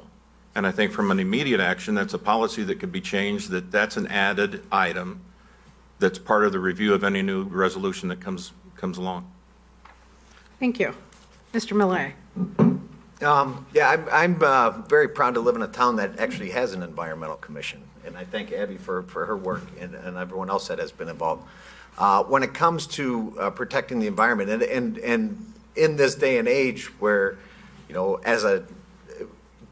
on a national level, you know, we were seeing the gutting of the EPA and climate deniers, and that's, you know, we're not letting that happen here in Batavia. But I would say when it comes to, you know, experts, and yes, it's important to have people to lead the way, but it's up to each and every one of us to protect this environment. You know, we all have to behave differently, because we can't just say, well, they can go do it. It doesn't work that way. Everyone in the environment has to protect the environment. And I would challenge everyone in this room not to stop using bottles. Had I known you were all going to bring your own bottles, I would have brought a big jug. My son-in-law rolls over every time he pulls into our garage and sees the beer on one side and the bottled water on the other. So. But he has no problem drinking the beer that's also in a bottle. So. Okay, starting with Ms. Beck. Should all high-dollar decisions go to referendum?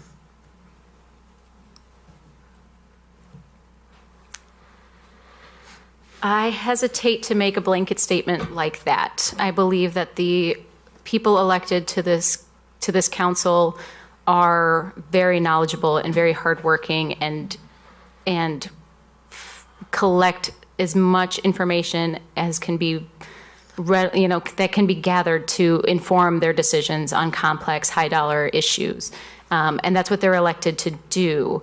And so I know that there have been some high dollar issues in the past that people wish they would have had a voice in, but I also really believe in the power of having a voice to your neighbor who is your alderman and being able to discuss things one-on-one with them. So I trust in the expertise of the council and want to defer power to them.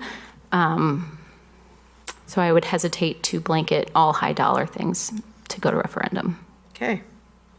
Mr. Hanrahan. My brief answer would be yes. We're spending taxpayers' money, and I think they should have a say in it. So, Mr. Warner. And my answer would be no. This city council is here for a reason, and if they fail at the job, there's another election in 4 years. So the answer is no. Mr. Solfa. I don't like blanket statements either. I would agree with Mr. Warner. I think that there is trust put in the governmental group, and that's the city council. Mr. Wolf. I don't know that I would blanket it, but in the majority, I would say no. The people's voice is heard every election cycle, and they elect us to do the research, go to all the meetings, discern all the information that we can to try to make the best decision that we can make. And that's the way this process works in this country. I really do feel strongly that there are some decisions that I feel like there needs to be more agreement amongst the city council before we move the decision forward. I've talked about it already, and I think this year we'll probably come up with something that at a certain dollar level or a certain point, we would require maybe a super majority of a vote, not just a simple majority, to pass a long-term bonding issue or a major expenditure to be more reflective of the overall will of the people and the council. Ms. Alderson. Well, once again, sorry, Alan, you keep bringing up great points. I mean, he's got all the experience. I like what he proposed, but isn't that what home rule was all about? That we have that we can make those decisions without taking everything to referendum. I realize a lot of people, I shouldn't say a lot, but some people will be really upset by that idea. I do think there needs to be some parameters and put in place for when we do, but when we do need to take it to referendum. But again, you elect your officials, we have a city council, we have home rule for a reason. Mr. Knapp. I like the idea of voter input, but at some point you get paralysis by analysis. If every decision goes to voter referendum, nothing in town gets done. Who is it that sets the definition of high dollar issue? The city council members are elected to represent the people of the town to go make those decisions and make the right decisions, the best decisions with the best intentions in mind. One of the things that every member of the council has to keep in mind, that they do keep in mind, is every tax dollar that the city spends is a tax dollar that they are also paying. So we don't operate in a vacuum on the city council. We're also the ones that pay the bills along with everybody else. Thank you. Mr. Millay. I would say no. And the voters spoke on that with home rule, the question that was on the ballot.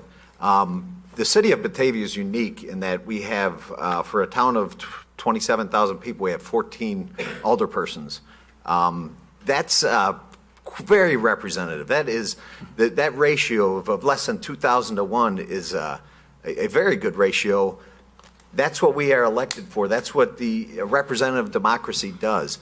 We have regular elections. If the citizens don't like the way the council is voting, then they can change that. We are accountable to the citizens with the election. That's why we're here today. But to the other point is, there is, as being on the council now for a year and a half, the amount of reading and informing myself before decisions get made are significant. And to say that, well, let's just put everything to a referendum, I think you're going to get a lot of uninformed votes. And that's not guiding the city in the best direction. Mr. Shulo. I would say, in regards to having voters have that say in that referendum, I would prefer that they had that say earlier on in that process. Like, we should be doing what we can to include voters into that process and give them all the information that we can possibly give them early on and get that input early on so that the council can make those decisions confidently. One thing that you saw with home rule was a lot of things that are mimicked here as far as that distrust in the council. And I heard that a lot with home rule. It was, well, with home rule, we're going to be paying more in this and that, and I can't trust my council to make those decisions. Well, if you can't trust your council to make those decisions, you have to elect them out. That is the responsibility of the council, and trust should not be an issue there because voters have the ability to change that. Thank you. Starting with Mr. Hanrahan, last question. Describe how you will connect with the people in your ward.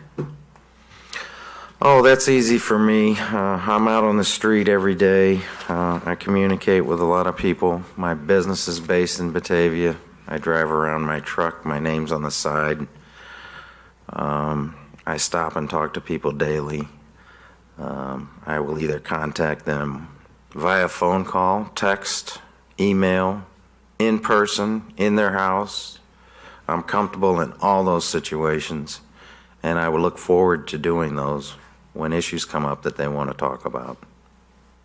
Thank you. Mr. Warner.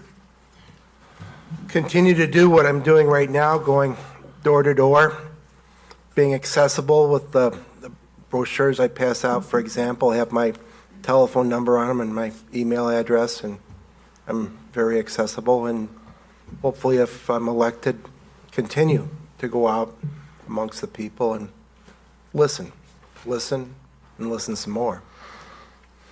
Thank you. Mr. Solfa. Well, the most evident way is to probably utilize social media to some extent, and also to try to incorporate a small, what you would call almost a town hall meeting, where you let the people in your constituency know who you are and what you're about and what the issues are, and make those contacts. Mr. Wolf. Well, I'll do as I have for the last 16 years. I'm available pretty much 7 days a week. I've been to probably the highest percentage. I don't want to sound egotistical, but I've probably been to the highest percentage of city council and county meetings in the last 10 years for anybody that's been on the council. And, you know, I work a block and a half away from here. I have been there for 35 years. And I'm always willing to listen to people. And I feel like the last 10 years or so, I've become a lot better listener, get a lot more out of it if I listen better. Ms. Alderson. Well, this is really my whole platform: be informed and be heard. And I'm actually having 3 Meet the Candidate sessions, which I'm really hoping to turn in and continue as town hall meetings. I am also out walking the wards, putting flyers on everyone's doors. Haven't gotten to everyone yet, but I will. And I have social media pages. I am very responsive: email, text, phone. I come to almost every single COW meeting, and thank you for nodding, and city council meeting.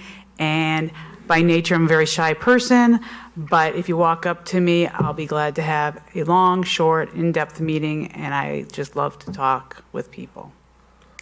Thank you. Mr. Knopp. My wife tells me I've never met a stranger. I love meeting people. I love listening to people, hearing their stories, listening to their concerns. In my professional career as a technical sales representative, that's all I do is listen to people. I listen, understand what the issues are, and then make recommendations. And I'll continue to do that. Social media is out there. You have to be a part of it if you want to stay connected with the next generation of people. And somebody said that earlier. We've got to educate that group now because they'll be taking care of us. So if we can make sure we keep that group communicated with as well. Thank you. Thank you. Mr. Millay. I live at the north end of Van Buren at 300 Osier Drive. Anyone's welcome to stop by and talk. I think that's the best communication face-to-face, but there's also telephone. My phone number is out there. As an alderman on this, I have a city email. It's on you can access it from the city's webpage. I'm on Facebook. Come talk to me. I'm glad to hear. I've got 2 ears, but only 1 mouth. So I've been reminded of that by my wife many times. Mr. Shulam. What I do every day, it requires me to listen. It requires me to build those relationships, and it requires me to make sure that the people that I'm speaking to feel heard and feel like they're getting a resolution. So for me, that plan does include social media. It cannot include social media. Open sessions, whether that is something that is more broad, whether it's something issue specific, depending on what we're doing on the council, and also one-on-one meetings. I think we often, one-on-one meetings are underrated, but I think that really is how you build those relationships, is having those meetings per the request of your residents and taking the time to give that time to them. Ms. Beck. Yeah, I agree. Face-to-face is my favorite form of communicating about city issues. It's what me and my friends, my circles that I run with, that is what we are talking about and hanging out, discussing, is chewing over city issues anyway. If elected, I plan to hold office hours at Limestone Coffee every Monday morning. I'm there every Monday morning anyway, so anybody can come find me. People do just seek me out knowing that I'm going to be there on Monday mornings. I'm already, I'm working, I volunteer with Main Street, I volunteer with the city. I'm well networked, and I feel like I try to make myself as accessible and approachable as humanly possible. So I think all of the world's problems can and will be solved around my kitchen table. And so that is open and welcome to anybody and everybody that has something they want to chew on, an idea they want to pursue, or something they have a complaint about. Like, this is, it's what I do, it's what I love, and it fills me up. So I'm excited for that. Thank you. And now we'll go with closing. Mr. Warner, we'll start with you. My name is Michael Warner, and I want to be elected Alderman of the 5th Ward. I think I bring a lot of experience to the table. I'm a great listener, and I want to represent the people of the 5th Ward and everybody in the city of Batavia. And I think I chose to live here because it's a great, great city, and I think we can make it a lot better. Thank you. Mr. Solfa. My name is Len Solfa, and I'm running for Alderman in the 2nd Ward. Since I've been here 41 years, God willing, I'll be here another 20.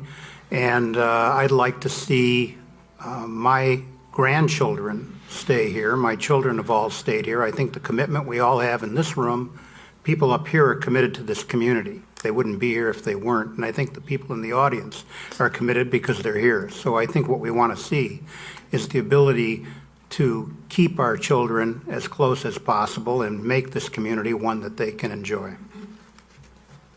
Thank you. Mr. Wolf. Well, I'll take the opportunity to thank everybody that stayed here until almost 10:30 tonight. I beg and plead every year when we have our budget meetings for a room like this, to have 50 faces, 60 faces, whatever's out there tonight, and it doesn't happen. And I know part of it is we have BATV and people can watch it. They don't have to be here. I really feel like I come to meetings even after 16 years, and I'm still excited about being there. I still feel excited and energized about the things that are happening in this community, and I want to continue that. And I'm running for 2nd Ward Alderman. My name is Alan Wolf, and I'd like your vote. Thank you. Ms. Alderson. Yes, thank you to everyone who's here. It is exciting to see a room full of people because often it's just me and honestly Joe in this room. I'm Susan Alderson and I'm running for 4th Ward Alderman, 4-year term, and I ask for your support and vote. Again, I'll be out walking the ward to meet people and I'm leaving door hangers on your door. If I miss you, please reach out and contact me. I do have some flyers out there on the table.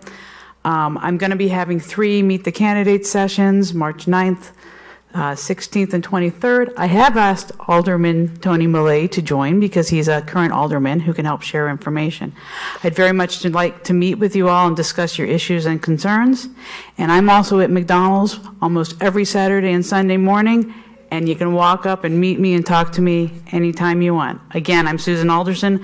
Please vote for me, and remember, Alderson for Alderman. Thank you. Mr. Knopp. Hi, my name is Joe Knopp. For the last 30 years, I've been an engineer in the rubber and plastics industry. What I've learned and used in those last 30 years is structured problem solving. That's something I want to bring to the Batavia City Council, being able to look at a problem, understand the facts, look at the different facets of the problem, and then develop an action plan rather than just reacting quickly and jumping in and making wrong decisions early on in a project. I've lived here for almost 25 years. I'm looking forward to living here another 25 years, and like Len said, I'd love it if my grandkids would live here. This is a great community. It's great people, and thank you very much for the opportunity to get your vote and vote for Joe. Thank you. Thank you. Mr. Millay. My wife and I moved here with our 3 kids when our oldest son was about to start kindergarten, because I had started teaching in Batavia schools by then for a few years and saw what a great community this is. We've loved being here. We were here, we've been here over 15 years now. And the opportunity to serve in this community and be part of something, I value that. I've enjoyed this last year and a half of being on the council. That my father used to say, we're very fortunate, and we are. We've been extremely fortunate with my family to live in a town like Batavia. With that being fortunate, you have a responsibility, and part of that responsibility is serving your community and helping others. And I've been an advocate, whether it be helping people in less fortunate countries, helping teachers or education support professionals. Advocating for them. I want to continue to do that and continue to advocate for the citizens of the 4th Ward for the 2-year term. Thank you. Thank you. Mr. Shulo. My name is Anthony Shulo, and I am running for the Ward 4 2-year term. And I had a conversation with a Batavian who'd been here for 40-plus years about a month ago. And she told me how she was concerned about some of the development, like some people are. And I asked her, well, tell me your thoughts on that. Well, I mean, where do you see us going as a community? And she said, I could tell you all these things, and I can tell you my concerns, but it's home, and I'm not going to go anywhere else. Batavia is my home. And for people that are that committed to our city, we need to do what we can, whether they've been here for 5 years or 45 years, to make sure that they're heard and that everyone here has a voice here on the council. And I'm someone who's committed to doing that so that we can make sure that Batavia is continuing to grow and thrive for many generations to come. Thank you. Thank you. Ms. Beck. Well, thank you all so much for coming and for sharing your thoughtful questions and for caring about your community like you do. I've also lived where they don't have very high taxes, and you don't see this. You don't see this level of engagement, and I just think it's fantastic. And thank you to the League for hosting us again. I want to see a future of Batavia that is accessible and affordable to people young and old. I am a millennial. I'm a very old millennial, but I still get to qualify, and so I'll still own it whenever I can. And millennials have a different way of looking at and interacting with and different expectations for their city. And I hope to bring that diversity of opinion to the city council, and I come with a lot of skin in the game. I've got a mom and an aunt who both live a few blocks from me. I have young children, and I want to see them all thrive in this place and to keep the same wonderful home that helped raise me. So thank you very much. Thank you. Mr. Hanrahan. I'm Mike Hanrahan. I've lived here for 28 years, as I said, repeating myself. Batavia has been very, very good to my family in the past. I owe Batavia quite a bit. This is my chance to pay back. This is my opportunity. I would love to do that. I would like to thank all the people attending tonight, Batavia TV, and especially on a special note, my 2 daughters, my sister, and my nephew. I really appreciate your support. I wish nothing but the best for Batavia and all the candidates. I feel very strongly that no matter who wins election, we will be well representative. I would like to win the 5th Ward. I'm number 3 on the ballot, so if you feel so inclined, please vote for 3. Thank you. Thank you all for making it to 10:30 in this freezing room. I'm so cold. And I've been standing here the whole time. Okay? I want to thank all of you for coming out and sticking through the 3.5-hour session. It will be on BATV. Thank you, BATV's Tom Zillman, for doing an excellent job. And thank you, Mayor Schelke, for always opening the City Council chambers to the League of Women Voters. No, we don't.